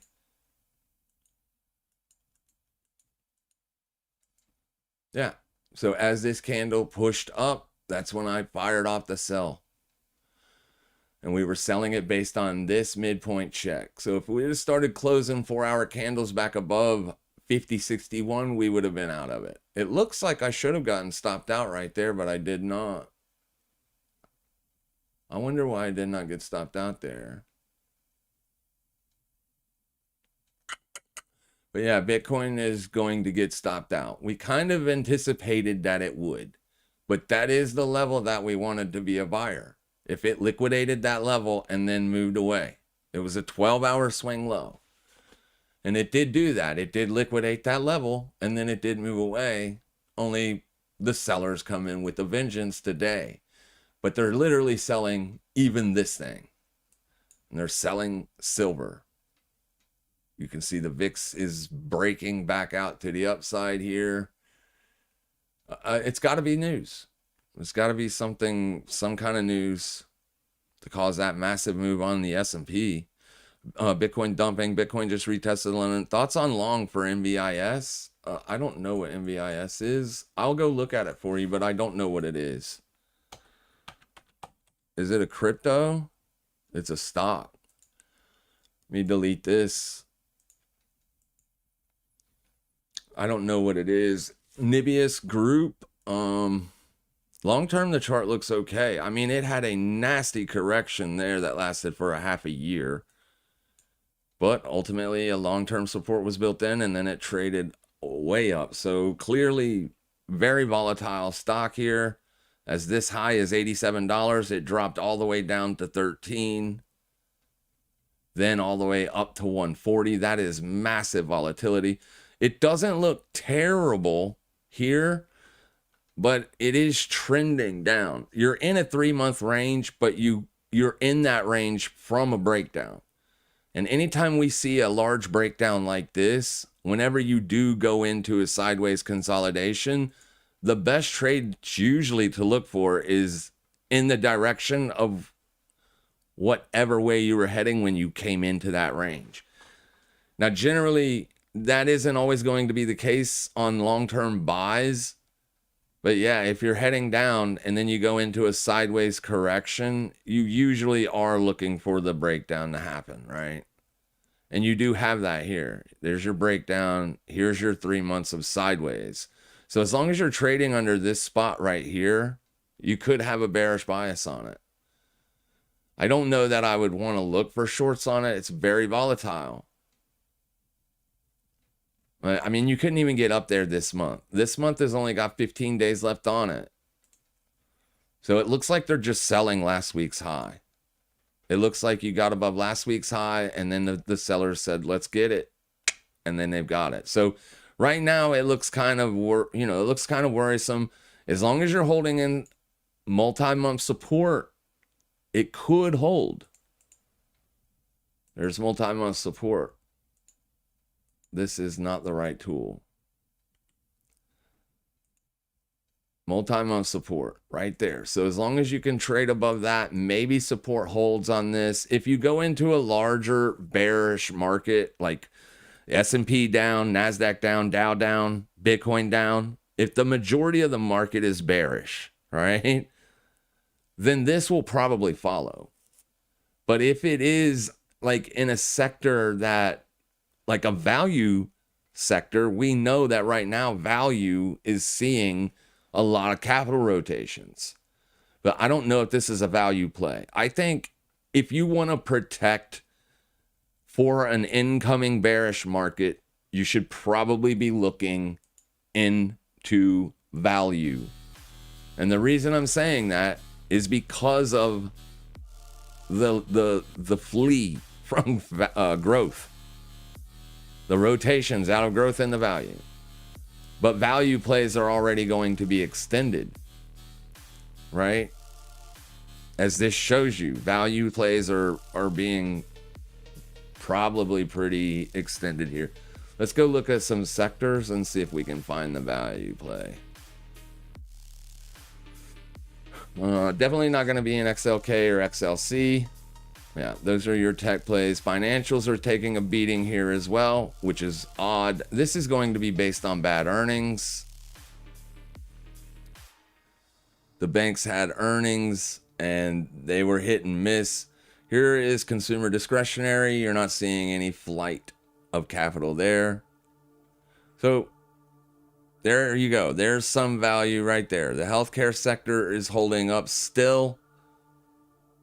It's chopping, but it's making higher lows. If you look at this on a monthly, Higher low, higher low, higher low.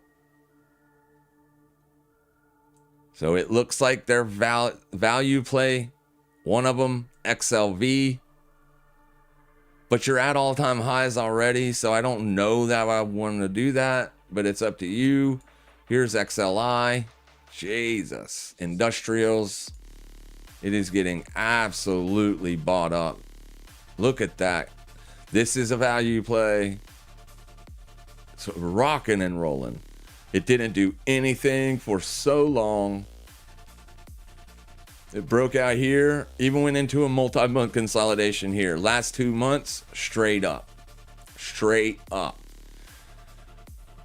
So XLI, XLV, both acting as value. This is consumer staples. This is also a value play. Yeah, this feels like a bear market is coming. Here is XLU, utilities. Also feels like a bear market is coming. So you can see where money is going, right? You can see where money's going. And then you can see where money's running from. Here's Amazon. Puking. Apple. Not puking yet.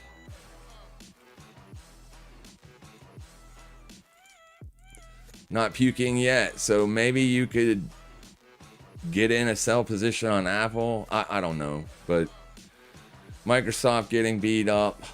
Google starting to pull back a little bit now. Meta under the yearly open.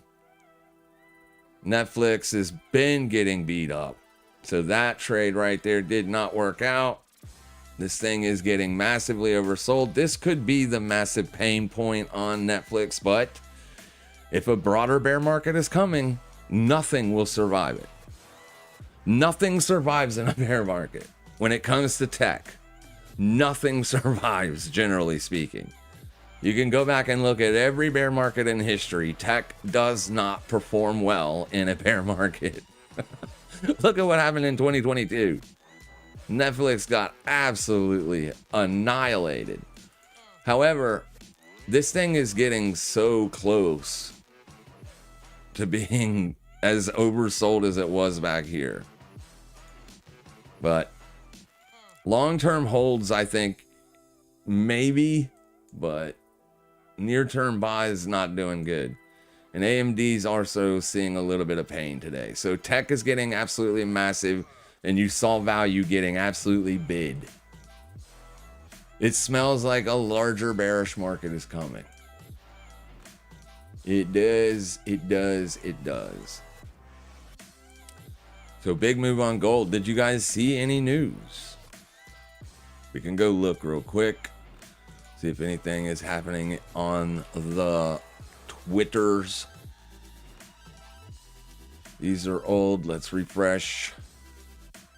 We're just looking about an hour out. We want to see what happened for the 11 o'clock hour.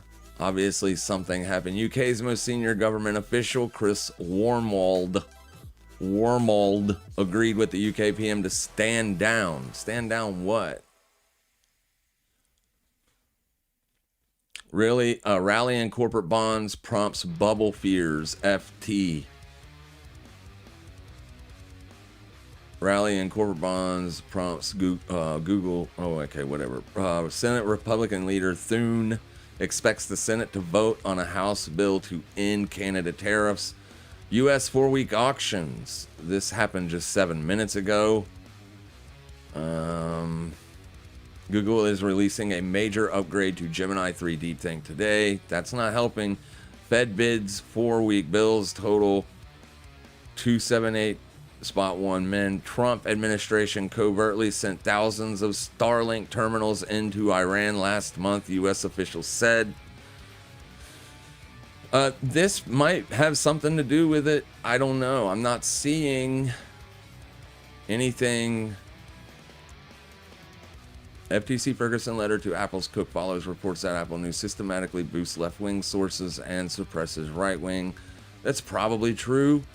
Right-wing sources probably hinder left-wing stuff, right? Like, You don't really ever hear anything positive about left-wing politics on Fox News. We know this happens. We know. We're not dumb. The whole news industry is going bye-bye, most likely, as people start to flock to more neutral news pundits. U.S. existing home sales and it's a market that's being bought up. Like, a lot of new news sources are people are buying those up like fast. U.S. returns to key Syria military. This was an hour ago, but I don't see that. Yeah, I'm not. It's this number right here, maybe. I don't see that hurting it. Existing home sales change annual 8.4. Oh, yeah, that's a pretty big drop there. Yeah, I'm not seeing anything in the last hour that's like an obvious, oh, this is what did it. It just feels like we got a inflation print tomorrow. So whatever happens today could get retraced tomorrow. But if gold loses this longer little trend line here, it might literally see some serious sell side. Right here's your weekly open. So the sell trade on gold ain't exactly over yet. So, I mean, we've been wanting to sell gold because we thought we would see a lot of distributions take place on the bounce. And we've seen that. Obviously, you're seeing a pretty sizable drop here. And this is while dollar's been weak, mind you. So it was kind of hard for us to want to sell gold as long as the dollar was weak, because we kind of felt like that could help gold be strong and break out, but it didn't. It just couldn't. It wouldn't break out. It tried to break out and it couldn't do it. And now it's breaking down. So it makes sense. We're definitely on the right side of that trade. Trying to pick a low on Bitcoin, it's going to be hit or miss, right? You might get lucky and make a few bucks. If you do try to buy lows on Bitcoin, if you're using leverage, like if you're systematically looking for long entries for trades for volatility, you should take profits quickly whenever you're taking longs, because you're in a bear market here. This is an obvious bear market. It's been a bear market. We take 30% off the highs. Anytime Bitcoin is under 30%, that is when we say Bitcoin's in a bear market. The usual markets are 20. But Bitcoin is a little bit too volatile to say, yeah, it's probably bearish when you're off 20%. So we give it 30. For us, it's 30. So when Bitcoin is down 30%, we say, yep, it's in a bear market. We don't need anybody else to confirm it for us. We just automatically assume Bitcoin is in a bear market, 88,157. So right here, this was your bear market. So as long as you're under this red line, you're in a bear market. So you were in a bear market in November. Bitcoin hit bear market territory in November. It was bearish pretty much all of December. Once you broke out above the December high and then failed back under it, you should have been bearish. That's when we got bearish. Right there's your December high. The fact that it could not sustain a bullish rally above the December high in a bear market, that is a bearish sign. I put out a video on Saturday after it broke down and lost this trend line to tell everybody this is bearish. You should be bearish, not bullish. There's the breakdown. Boom. It's still bearish. News. It's still bearish. No, I know. I have a long-term bullish bias on Bitcoin, but the near term, bearish. Very bearish. Haven't been stopped out yet, but if it makes a fresh daily low, I will be stopped out. Here is that 12-hour level that we bought right here. This is why we bought it yesterday. If it broke down, liquidated that level, and then failed to go lower, we were going to get long. That's what it did. That's what we did. I was actually anticipating it to go back to the top side of the range, but the sellers were strong today. The sellers were strong with the force. You could not make a fresh 12-hour high. So when this candle opened at 7 a.m., you saw a brief respite above that level, and that's where prices failed, right here. So if you were looking for shorts in today's range, this is where you should have been doing it, and that's what we said when the stream started. If you were looking for shorts today, right here is where you should be looking for the short. And those people made money as you're back down to the lows, and that's only a 3.5% move. So not quite a huge day on Bitcoin, but it's down nonetheless, down 1.27%. And risk markets are still they're actually getting steam. And oh my God, this is going to make me sick to my stomach, but I'm going to pull it up. I did not take the hype short, and oh my God, am I paying for it now? Yeah, that literally burns. That chaps my ass. I'm telling you. I don't care how long you be trading. You are never going to check all the emotions at the door. I still get very emotional, especially when I've been watching an asset for days for it to break down. It puts in an absolute solid bullish trap and rolls over. I will attack it right here if it gives me a pullback. This is going to be November's open. Up here's December's open. I don't even want it there. I'll take it here. If it can give me a pullback to there, I'll take it. But I'm not going to chase it down here. No whiffing way. This is a retest of the daily 21 exponential. You're still up on the day. My goodness, man.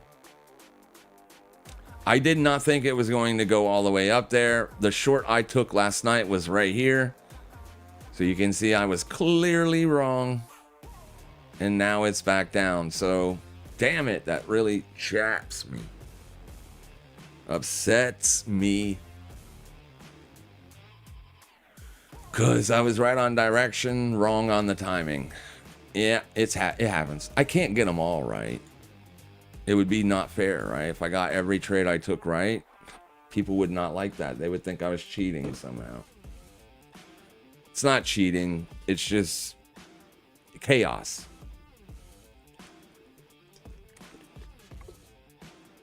Yeah, a lot of things are getting peeled back here today. DXY is actually pumping again.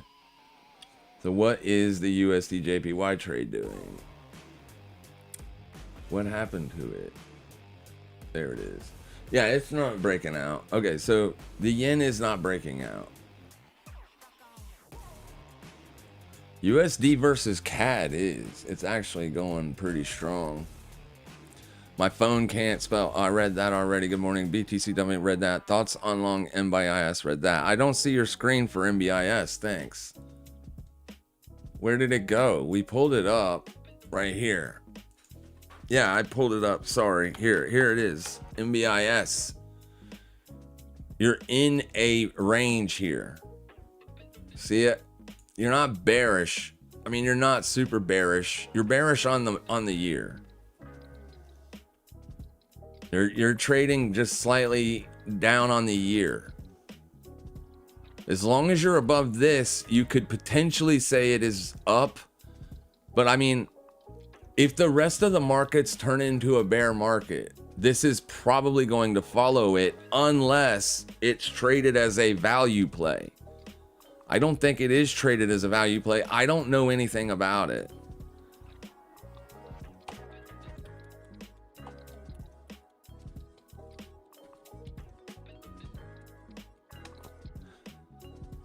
Oh, my cat locks are on. Let's ask Grok. MBIS, Nibius Group, ticker MBIS on NASDAQ is overwhelmingly a growth play, not a value stock. So, okay, knowing that it is overwhelmingly a growth play, when you see growth versus value rotations, right here, they've been rotating out of growth into value for weeks now.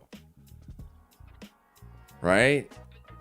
The S&P is not rolled over yet, but I showed you earlier, this usually marks the top of the market. The S&P has not caught up to it yet. But we compared this to the S&P. That's why I'm on the wrong screen right here.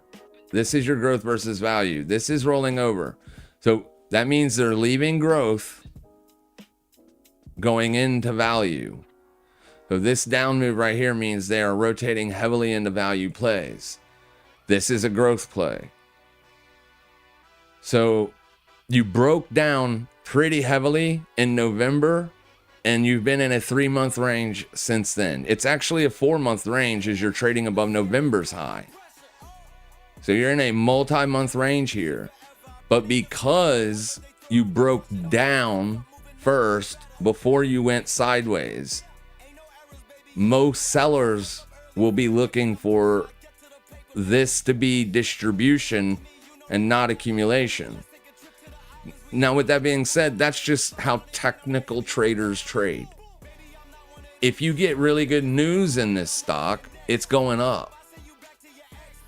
If no good news comes out or for this stock, then most likely it goes wherever the rest markets go, because it's a growth play.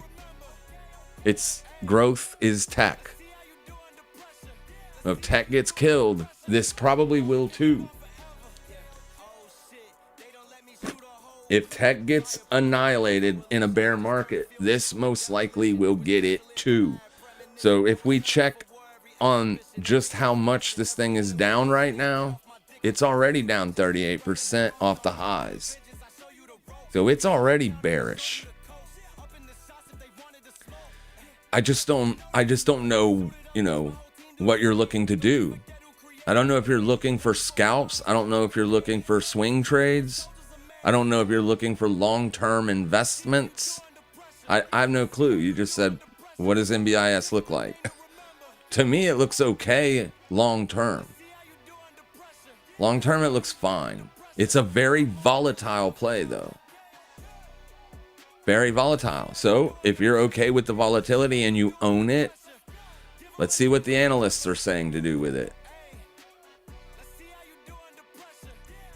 So let's scroll up. Let's see what the analysts are saying. The only 13 analysts have given a rating for this stock. Out of those 13 analysts, 8 say it's a strong buy, 2 say it's a buy, 2 say it's a hold, 1 says it's a sell, and 0 say it's a strong sell. So, analysts are giving this thing a good rating. That doesn't mean you should go out and buy it, though. It literally means if you own it, 2 of them think you should hold it. But if you don't own it, I wouldn't think, I don't know. Like I said, that growth versus value is very scary. It has always called a top in the S&P 500. Look at this. It has almost always, every time it tops out, the S&P 500 has topped out. Is this time going to be different? Well, as of right now, it has been. You could make that argument. But in December 2024, value growth versus value rolled over several weeks. Like 7 weeks before the S&P 500 put in its bearish move. That was in 2025. Early 2025, even during the yen carry trade unwind, they fell off about the same time. About the same time. Growth versus value, see rotations, S&P 500 pulls back. It pulled back 10%. It just doesn't look like a significant pullback, but it was. It was a 10% decline. And then, of course, the 2022 bear market that every market's seen. Every market sold off at the beginning of 2022, and it stayed down all year. 2022 was a bear market year. Growth and value, this sector or this asset rolled over way before S&P did, but ultimately S&P caught up. So when I see the S&P failing to break out up here, I know why. I know it's not breaking out and maintaining a sustained bullish rally because everybody's rotating out of growth plays into value. So that is what's keeping it from breaking out. So it's only a matter of time, probably, until the S&P rolls over. So if the S&P rolls over, what do you think is going to happen to this? It's probably going to get beat up. We don't know that it will, but it's probably a good bet that it does. So just be careful. But if you still think it's going higher, I mean, I wouldn't buy it. Not right now. I don't think right now is a good time to buy anything except Bitcoin. I think you should. I am buying Bitcoin right now. I'm not buying it levered up, but I'm buying it. I am absolutely adding to my portfolio. I add in dips. I add when things get oversold. Things that I think will have value long term. This isn't oversold yet, so I don't know what to tell you. It's holding support right now. But if you lose $75, it's probably going lower. And the next area to liquidate is all the way down here. So I don't think it'll get to $21. If it's a good stock, it won't. But it got there before. It got there in 2022. So if the S&P has a bear market, this will probably get beat up too. But if it's a good long-term play, then you can add to it then. All we're waiting for on the S&P is for it to break down and start trending below lows. You are putting in a wedging formation here. We can look at it on a different chart and I can show you. So if we look at it on this chart, SPX, we pull this up. We can look at it on the daily. You're putting in a widening, like alligator mouth thing here, right? A broadening wedge. These are generally bad. You don't really want to see that on a bullish asset. You want to see bullish assets being bullish. I mean, 2025 was an iffy year for it. It did ultimately rally off the April lows, and it did make all-time highs, and it was trending fairly easily with corrections. But then you would get these trending moves. And then late October, when you got Trump coming out on the news showing his little tariff board, you remember that? Everybody had pictures of Trump outside with his hair blowing over and everything, and he was holding this big tariff list thing. Was that in October? No. It was the China threats. The tariff, 100% Chinese tariff threats, I think. Had something to do with tariffs, but that's when Bitcoin puked. 1010. S&P hasn't done anything since then. It hasn't been able to break out and sustain a bullish rally. So this has been in a long time in the making here. If the value if you want to look at this, it's simply SCHG/VTV and put it on a watch list. Because if it bottoms out, if it finds a low and starts to bottom and the S&P is still on the highs, then you could potentially see a breakout on the S&P. But as long as capital is rotating out of growth into value, that will keep the breakout from happening potentially.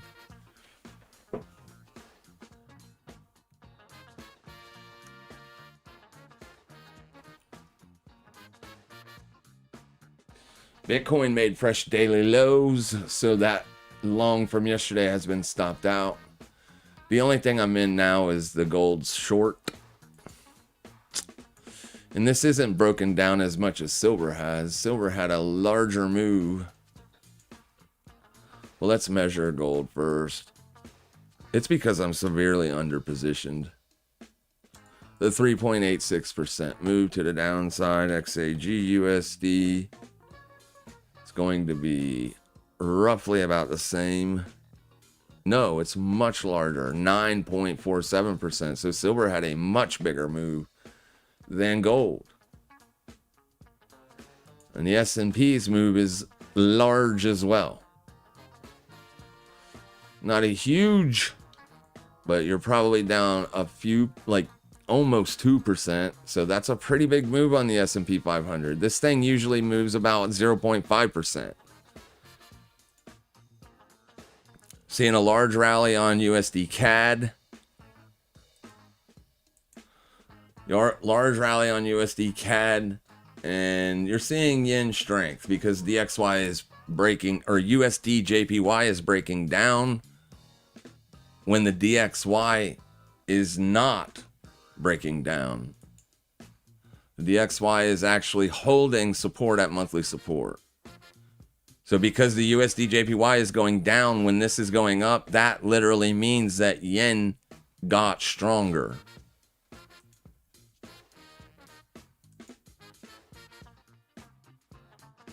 I don't see currency futures right here. Right there's your yen. It got stronger. It was down today. Now it's up 0.13%. It's actually up more than everything else. So your yen, your Japanese yen is the strongest currency again today. It's even stronger than the Swissy franc. So that smells risk off. Risk off. Yeah, it's strange. Dollar strong, or at least pumping a little bit when the yen is strong. So because the yen is spiking hard, I don't know. Would that be the reason for the sell-off? I don't know. I can't find any news that suggests what's causing the markets to sell off today. None. But yeah, be very careful on buying NBIS. If you see a larger, broader market sell-off. If the S&P finds support, then maybe it holds support. Watch last month's low. Yeah, I seen that. Government shutdown potentially Feb 14. That's what's causing this? Seriously? The 6 grid screen. Yeah, I got it. I figured it out. I realized what was going on. Figured it out. Yeah, this is upsetting that hype is breaking down here. I'm so glad I didn't buy that. Yeah, I'm literally looking at the same screen you are, so yeah.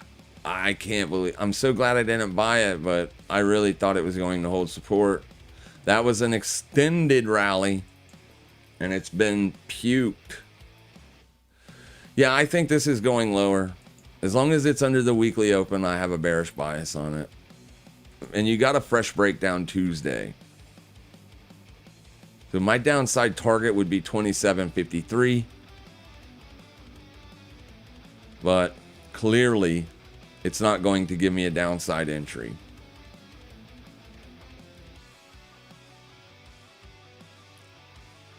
Needless to say, the small Forex account is up nicely today. Yeah, I did put out that trade on Twitter. Also, here, I'll show you real quick. In case you were wondering. DXY holding monthly support for now. This was 4 hours ago. I put this out before I went to the doctor. One could offset dollar short exposure through USD CAD. It is down and trending. I get that. But if dollar bulls are going to hold the line, this one is at an interesting area to watch. And that's where I bought it this morning. So when it pulled back on this 4-hour candle, that's when I hit the buy button. And now it is up substantially. So now we gotta wonder what is going on here. So if this thing gets all the way back up here to January's open and above, I would have to ask myself, can I even be bearish on it any longer? Right? Like, what is causing dollar bulls to defend this multi-month support? Why are dollar bulls defending this level? I mean, I know why. It's monthly support. It's the lowest monthly close that you've gotten in, I don't know, since December of 2021. But for whatever reason, it has literally failed here every time. I have to assume it's euro dollar resistance, right? Here's euro futures. Euro futures look like dog snot. 115 is a gigantic level on Euro USD.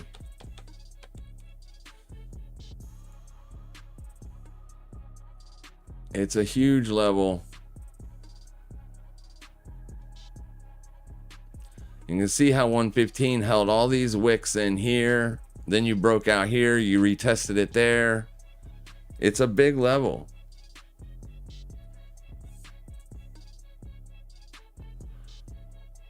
It don't have to be perfect, but you can see what I'm talking about. Resistance, resistance.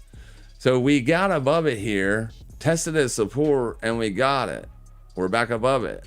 But what level is it failing at now? 120.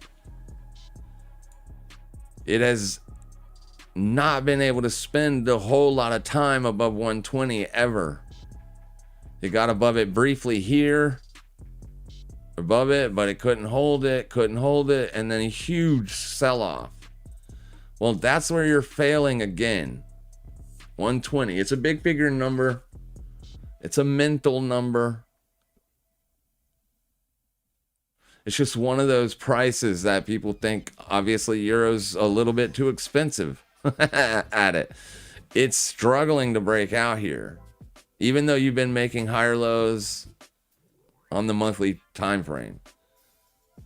You're trending, but you're just refusing to break out. So someone was asking me about euro dollar shorts the other day. And I said I wouldn't be able to sell it, especially with the dollar feeling like it's getting ready to break down, unless you get back under February, unless you get back under February's open. Well, that's right here. And I still feel the same way about it. As long as you're bullish on the year on euro dollar, it's hard for me to have a bearish bias on it. But I also know 120 is a huge level that for whatever reason, euro bulls have not been able to get any kind of bullish momentum sustained above that price. Long term, looking at it long term. So if you're still looking for euro dollar shorts, it'll get a whole lot easier under February's open, in my opinion.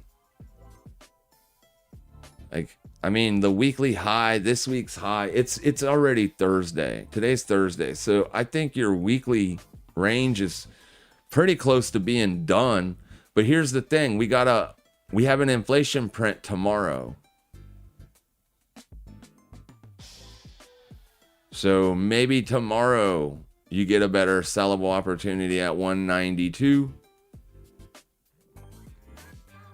or one spot 192 or 193. This area here, your weekly high. If you get up there and fail tomorrow during the CPI, maybe you could look for shorts there on the euro. I already have a dollar long position on USD CAD, so I'm not going to be looking for euro dollar shorts, but the dollar is just trending too strongly to the downside. It's at support, but it doesn't make me want to buy it either. So that makes it very difficult for me to look for euro dollar shorts. Now we could look for, let's go look at pound dollar, see what it looks like. Actually, let's look at euro yen. You're actually starting to see this thing get a little bit of movement here. So dollar yen obviously is a better trade for yen strength. However, if the dollar does find support at the monthly support and there's potential for yen strength to continue, in that scenario, I could absolutely look for euro yen shorts instead. So especially you're into support here, but especially if you can sustain downward pressure below January's low.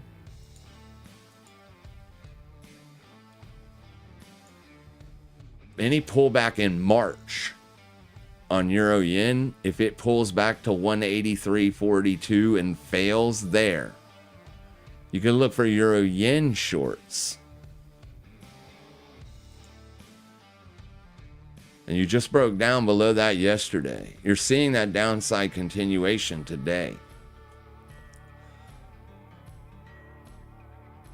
And next week, this is a nasty looking weekly. So if you can pull back up into here next week and fail, I could look for shorts on euro yen. So we'll keep euro yen on the watch list next week. Obviously, this thing is super bullish. That because yen has been so weak. But if we see that carry trade unwind happen, you could look to exploit yen strength on this one instead of USD yen. If USD firms up, if you like that USD short, USD JPY short, it looks real good. Bitcoin breaking down. That's a fresh day low. So you just took out yesterday's low. They're not really giving any big trend continuation move under it yet, but today's still young. It's noon. You got a whole second half of the day to trade yet.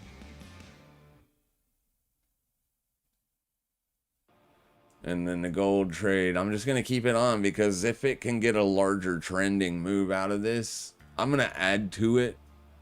But I got to add to it like up here. So I'm not going to be able to add to it until you get a retest of the 50 and a failure. If that happens, I'll add to this short position for a larger breakdown because this changes a lot about gold for this week. Remember, inflation data tomorrow, 8:30 in the morning, inflation data tomorrow. But if you look at this on a weekly, you're back to bearish. So last week's shorting at last week's high was the trade to make. And that's right where our entry pretty much is. Right here. Pretty much.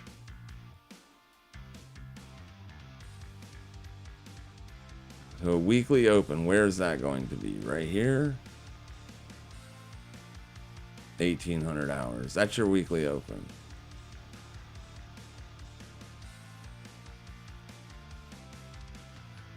Yeah, I don't know if I could short it that low. I'm sure people are going to try it. That's your weekly open right there. So no matter what you look at this thing, it's going to look like that, huh? Yeah, I mean, there's no like perfect level to look, for shorts here. Because just a midpoint check of this would put you all the way up here. Where's yesterday's low? Way up there. I like that level better. If you could get up to here and fail on a pullback, I could look for shorts there. But it would have to get up here and fail. You start closing hourly candles back above this, you might have something else going on. Tomorrow, probably, right? It won't be today. We'll watch this level tomorrow for ads on the gold short. All right, anything else you all want to look at? Does Bitcoin look good for a long at the moment? I mean, I took a long here yesterday on it and I just got stopped out today. So the answer to that is no. But I mean, it did liquidate yesterday's low and it hasn't been able to go lower. But like, at some point, you got to stop looking at fresh downside lows as liquidations. At what point do you call it a trending move? You know what I'm saying? Generally, when we're wanting to take the opposite side of the trend, we want to see a liquidation happen, and then we want to see a bullish reaction away from that level. We don't want it to come straight back to that same level again the next day. Because if it's doing that, you're trending lower on the week. So my answer is no. This is a fresh weekly low. And you made a fresh weekly low yesterday. So because it isn't trending yet, maybe one could argue that it's refusing to trend lower. But I mean, you still got a whole half a day to go. So I would ask you, is it trending away from this level? The answer is no. Then I mean, I would be, you hold a gun to my head, I can only buy it for a long-term hold. It isn't for any leverage or a trade. I can only buy it if because I think Bitcoin is going to be higher than this 5 years from today. I can make that reasoning, but for another long opportunity for a day trade or even a swing trade, the answer is I can't do it. This is a trending move. You are trending down. It's a fresh weekly low.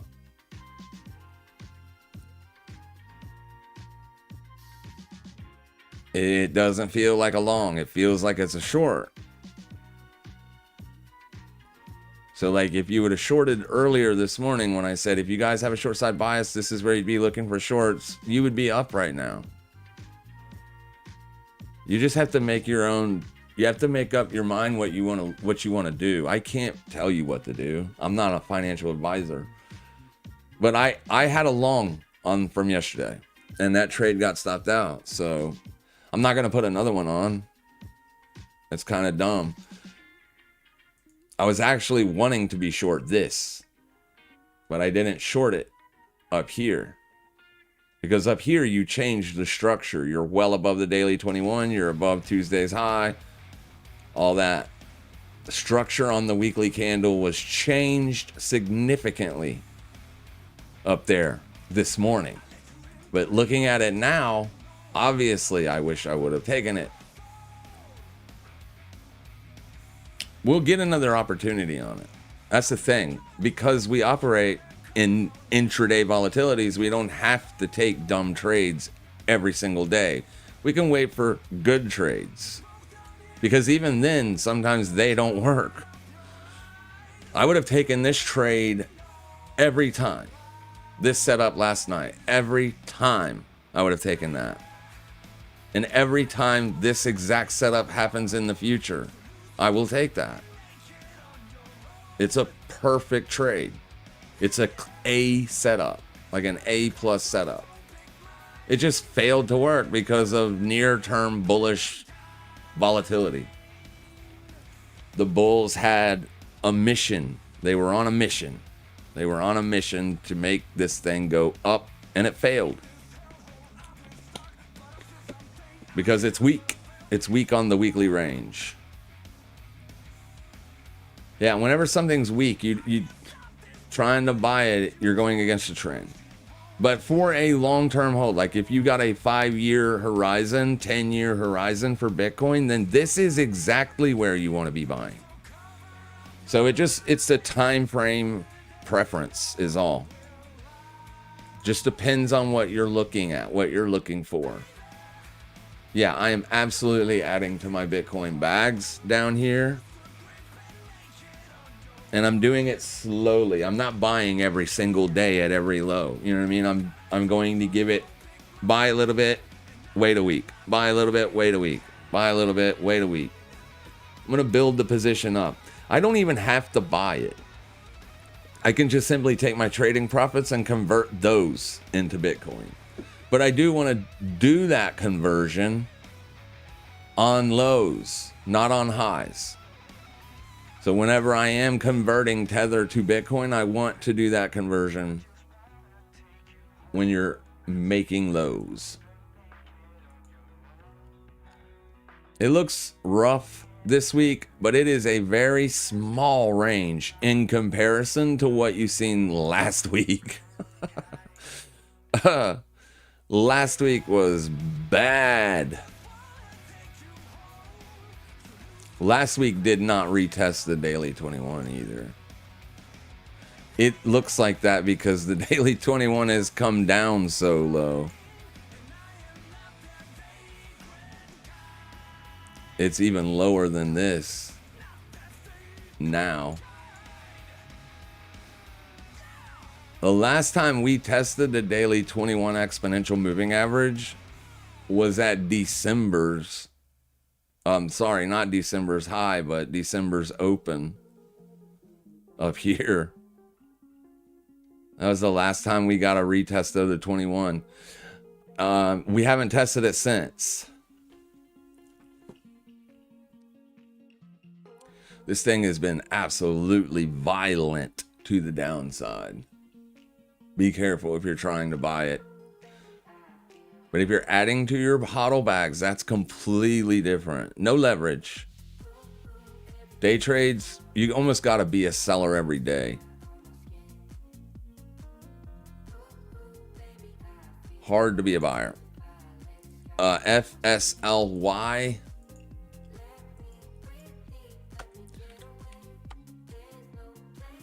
Fastly. Ugh, what's it doing? It's having a good week this week.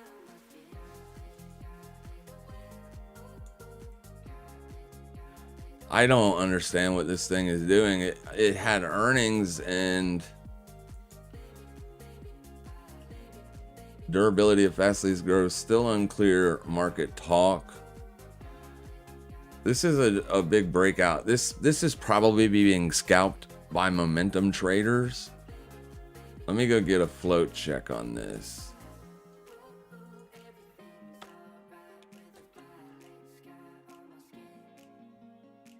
FSLY. I just want to see what the float is.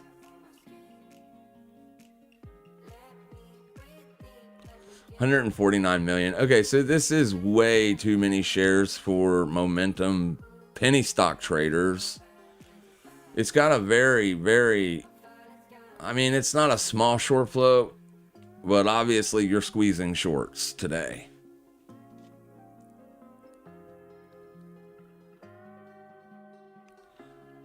This says it's 70% of it is institutionally owned.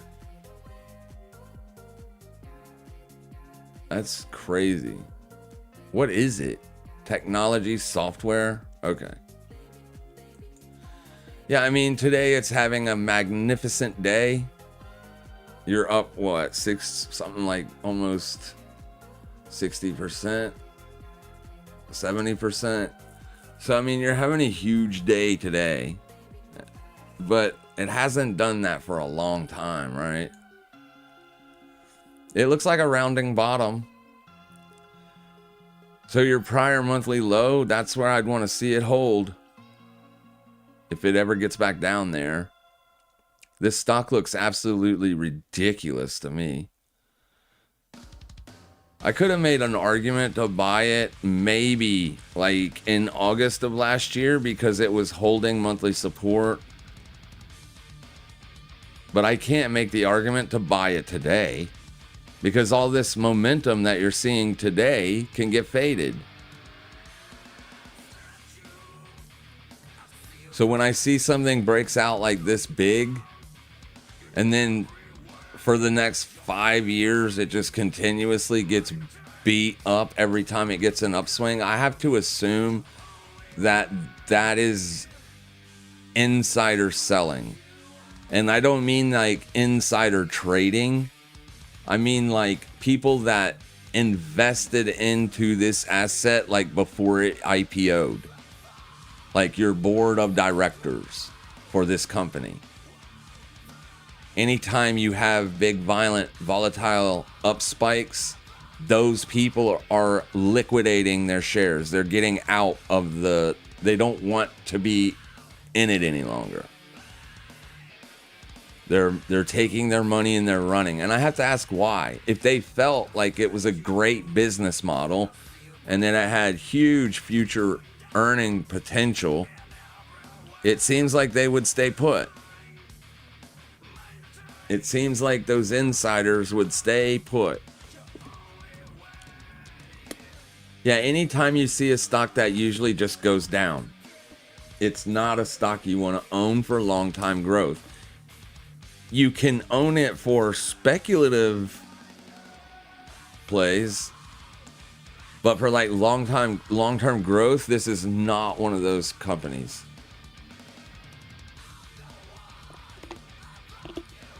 If you know more, like I don't know anything about the company. I don't know who owns it, who runs it. I don't know what they do other than software. I know AI is going to make a lot of software useless.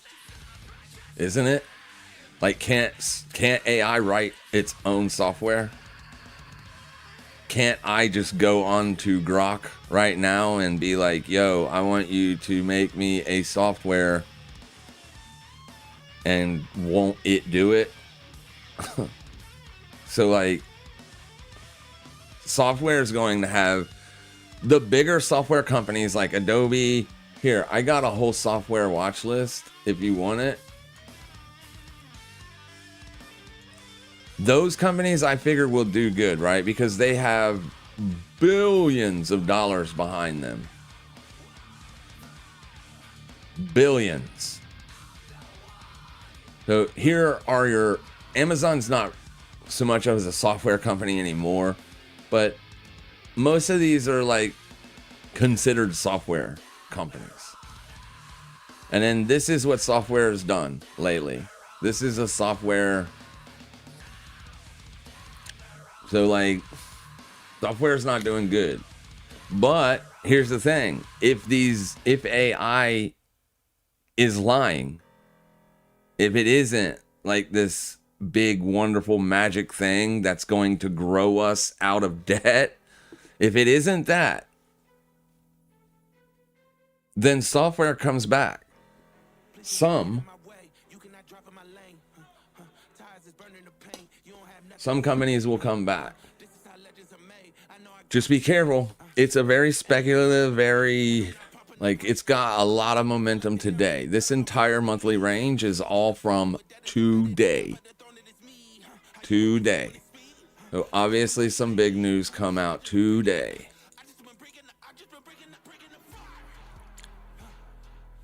Fastly seeing AI traffic boost. Fastly's earnings show operational changes are working. Okay, so this is what I'm talking about. If they're making changes, and this is real, if it's sustainable, then at what point do you want to see support hold? 50%. So if it pulls back 50%, it should be able to hold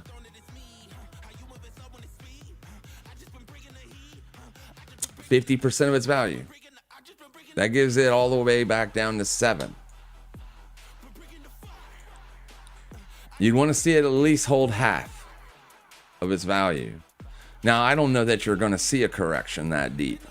I can't tell you what this is going to do in the future. The news that came out that gave us such a pump today, you could get the exact opposite news tomorrow and it can give it all back. So maybe if you get a midpoint fill of the gap, $11, if it can hold $11, or you can do a broader insight look, ask AI to help you, ask questions like, what is a good EPS?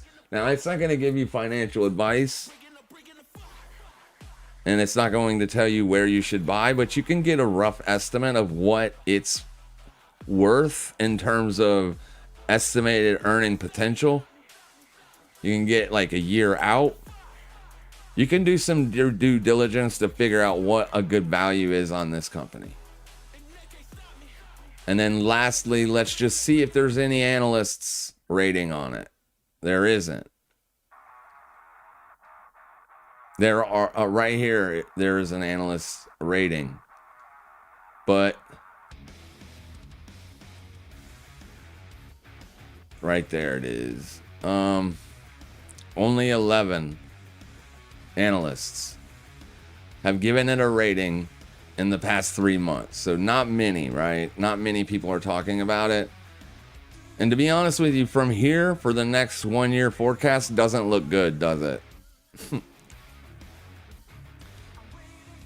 The next 1 year forecast on this is all down. It ain't up. It's all down. I want to see it be neutral, both directions. This is all down. 7 say hold. 3 are a strong buy, but out of 11, that ain't great. It's a very neutral, probably do nothing here type of. Yeah, I would probably do nothing here. If you already own it, then just hold it. But I would definitely not be getting involved today. This is straight momentum. This is straight just momentum. Scalpers jumped on it. So this thing trades very light volumes normally. Normally, it's a very lightly traded asset. It does very little. And then there's when you got earnings. And then you saw momentum scalpers jumping on it pre-market. At the bell, you had that strong momentum bid where they just keep buying 1 minute highs. You know what I'm saying? 9:30, there's the bell. Every fresh 1 minute high is a buy. And you've seen momentum scalpers basically keeping it afloat today. So, yeah, it had a nice little short setup on it. Over 10%. That's not like a massive short squeeze, but 10% short float. That's enough to get it doing what it's doing today. They have a $2 billion market cap. Their income is negative $139 million. And that's on $591 million in sales. So they don't make money yet. They don't make money yet, but they could. EPS all look good.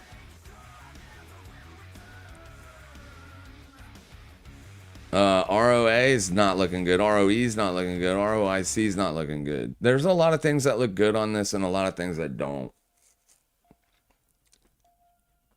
You surprised to the upside 116%. That's like why it's up so good. Just be careful. It's a volatility play. That's all it is. It's a scalping momentum trader's dream. This isn't usually a penny stock though, because it's got way too many shares afloat. Penny stock traders love to be scalping those less than 10 million shares outstanding, low float, low cap stocks. So this isn't a low float. This is a large float, but it's not a gigantic float either. 49 million shares isn't like, it isn't massive. It's still kind of small. Easy to move. Be careful with it. I figure you're going to give some of this back eventually, and then you would want to see that support hold.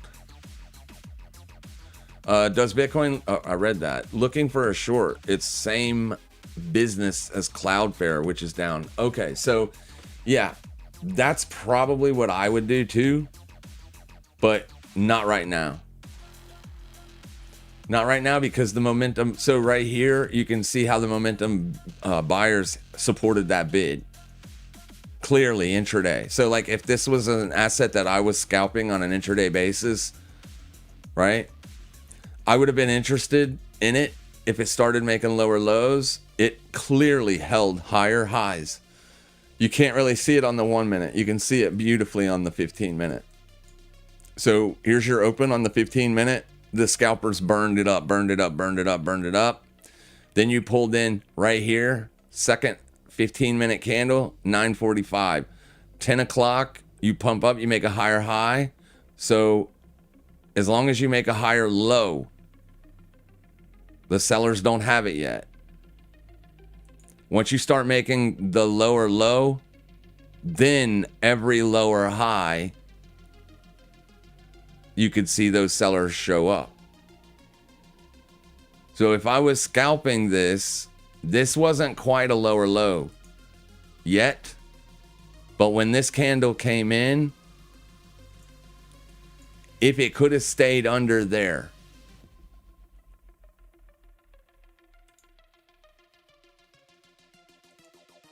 right through here. So once it did this right here, I would be concerned because that's a higher high. So I could have put a sell on here in anticipation that it was going to break down. And then right there, I would have been stopped out. Boom. That would have taken me out of the trade. And now I would not be looking for the short because you're still squeezing right now. Like it's literally squeezing still. You can't even make a lower low yet. When you do start getting lower lows, right here's a low, that's a lower low. You want to see lower highs. If you're looking for scalp shorts. So right here, first and foremost, you got to take that low out. First, you got to make a fresh 5 minute low.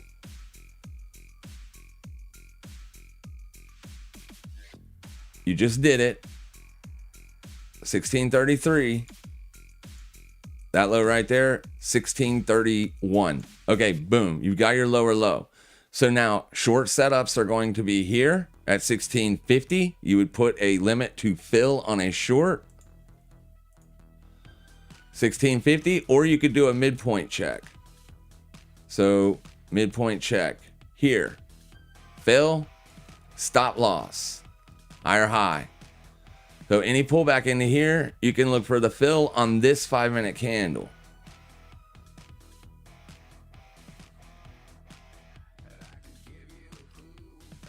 You got to have a stop out at some point. And I wouldn't even be looking because you're completely against the trend here on the intraday. So generally speaking, retail will always short the highs because they're looking for the next candle to puke. You're not going to see a puke. This isn't a shit coin. It's a stock. And they built in a long-term support here that held for 930, 935, all the way to 11. So for over an hour and a half. And then you broke out right here. And notice how the breakout above the level we were watching is a midpoint check break. That's a legit breakout. And then what happened right after that? Another one, another one. Then 15 minutes of pullback, up, up, up, up, up. So the buyers have full control of this.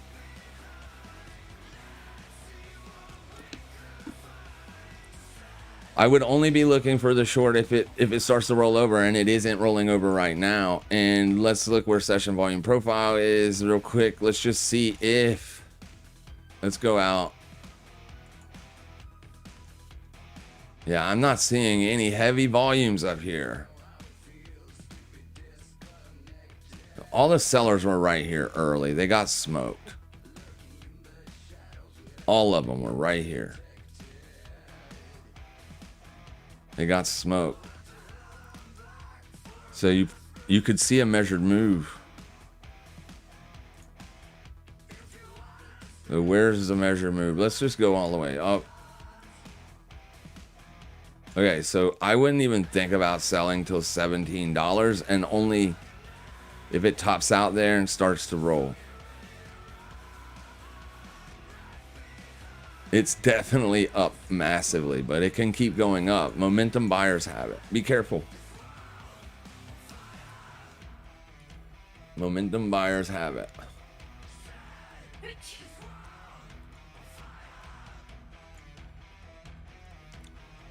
All right. I'm going to wrap it up, guys. You guys have a fantastic rest of your day. It's noon, so you will probably see those sellers start to come back at around 2:30. Generally, in the stock market, the first 2 hours, the last 2 hours of the day is when you get the volume spikes. If it continues to trend up, if it's making fresh daily highs at like 3 o'clock, I would leave it alone because it's probably going to run up even in the post market. So I wouldn't be interested in it until tomorrow if they don't start to get it soon. I probably would not even be interested in this today. Tomorrow or the next day, Monday, might be better. Because then you could look for or sell on a lower daily high. And that's always much better than on fresh day highs when the bulls are in control of it. All right, we'll wrap it up with that. Bitcoin, it's not getting any downside momentum from here. I don't know that it will or won't. Nobody knows what it will or won't do. It is struggling on the very near term to get any more downside continuation. That's exactly what it did yesterday when it got here. So this was a fresh low yesterday. So you did put in that fresh low, but then it ran out of steam and it traded up a little bit and was sideways for the rest of the day. This morning, the sellers got it. You've got inflation tomorrow morning at 8:30. CPI. It's going to probably affect the dollar anyway. And the S&P. S&P is still heavily bearish down here. Still on the lows.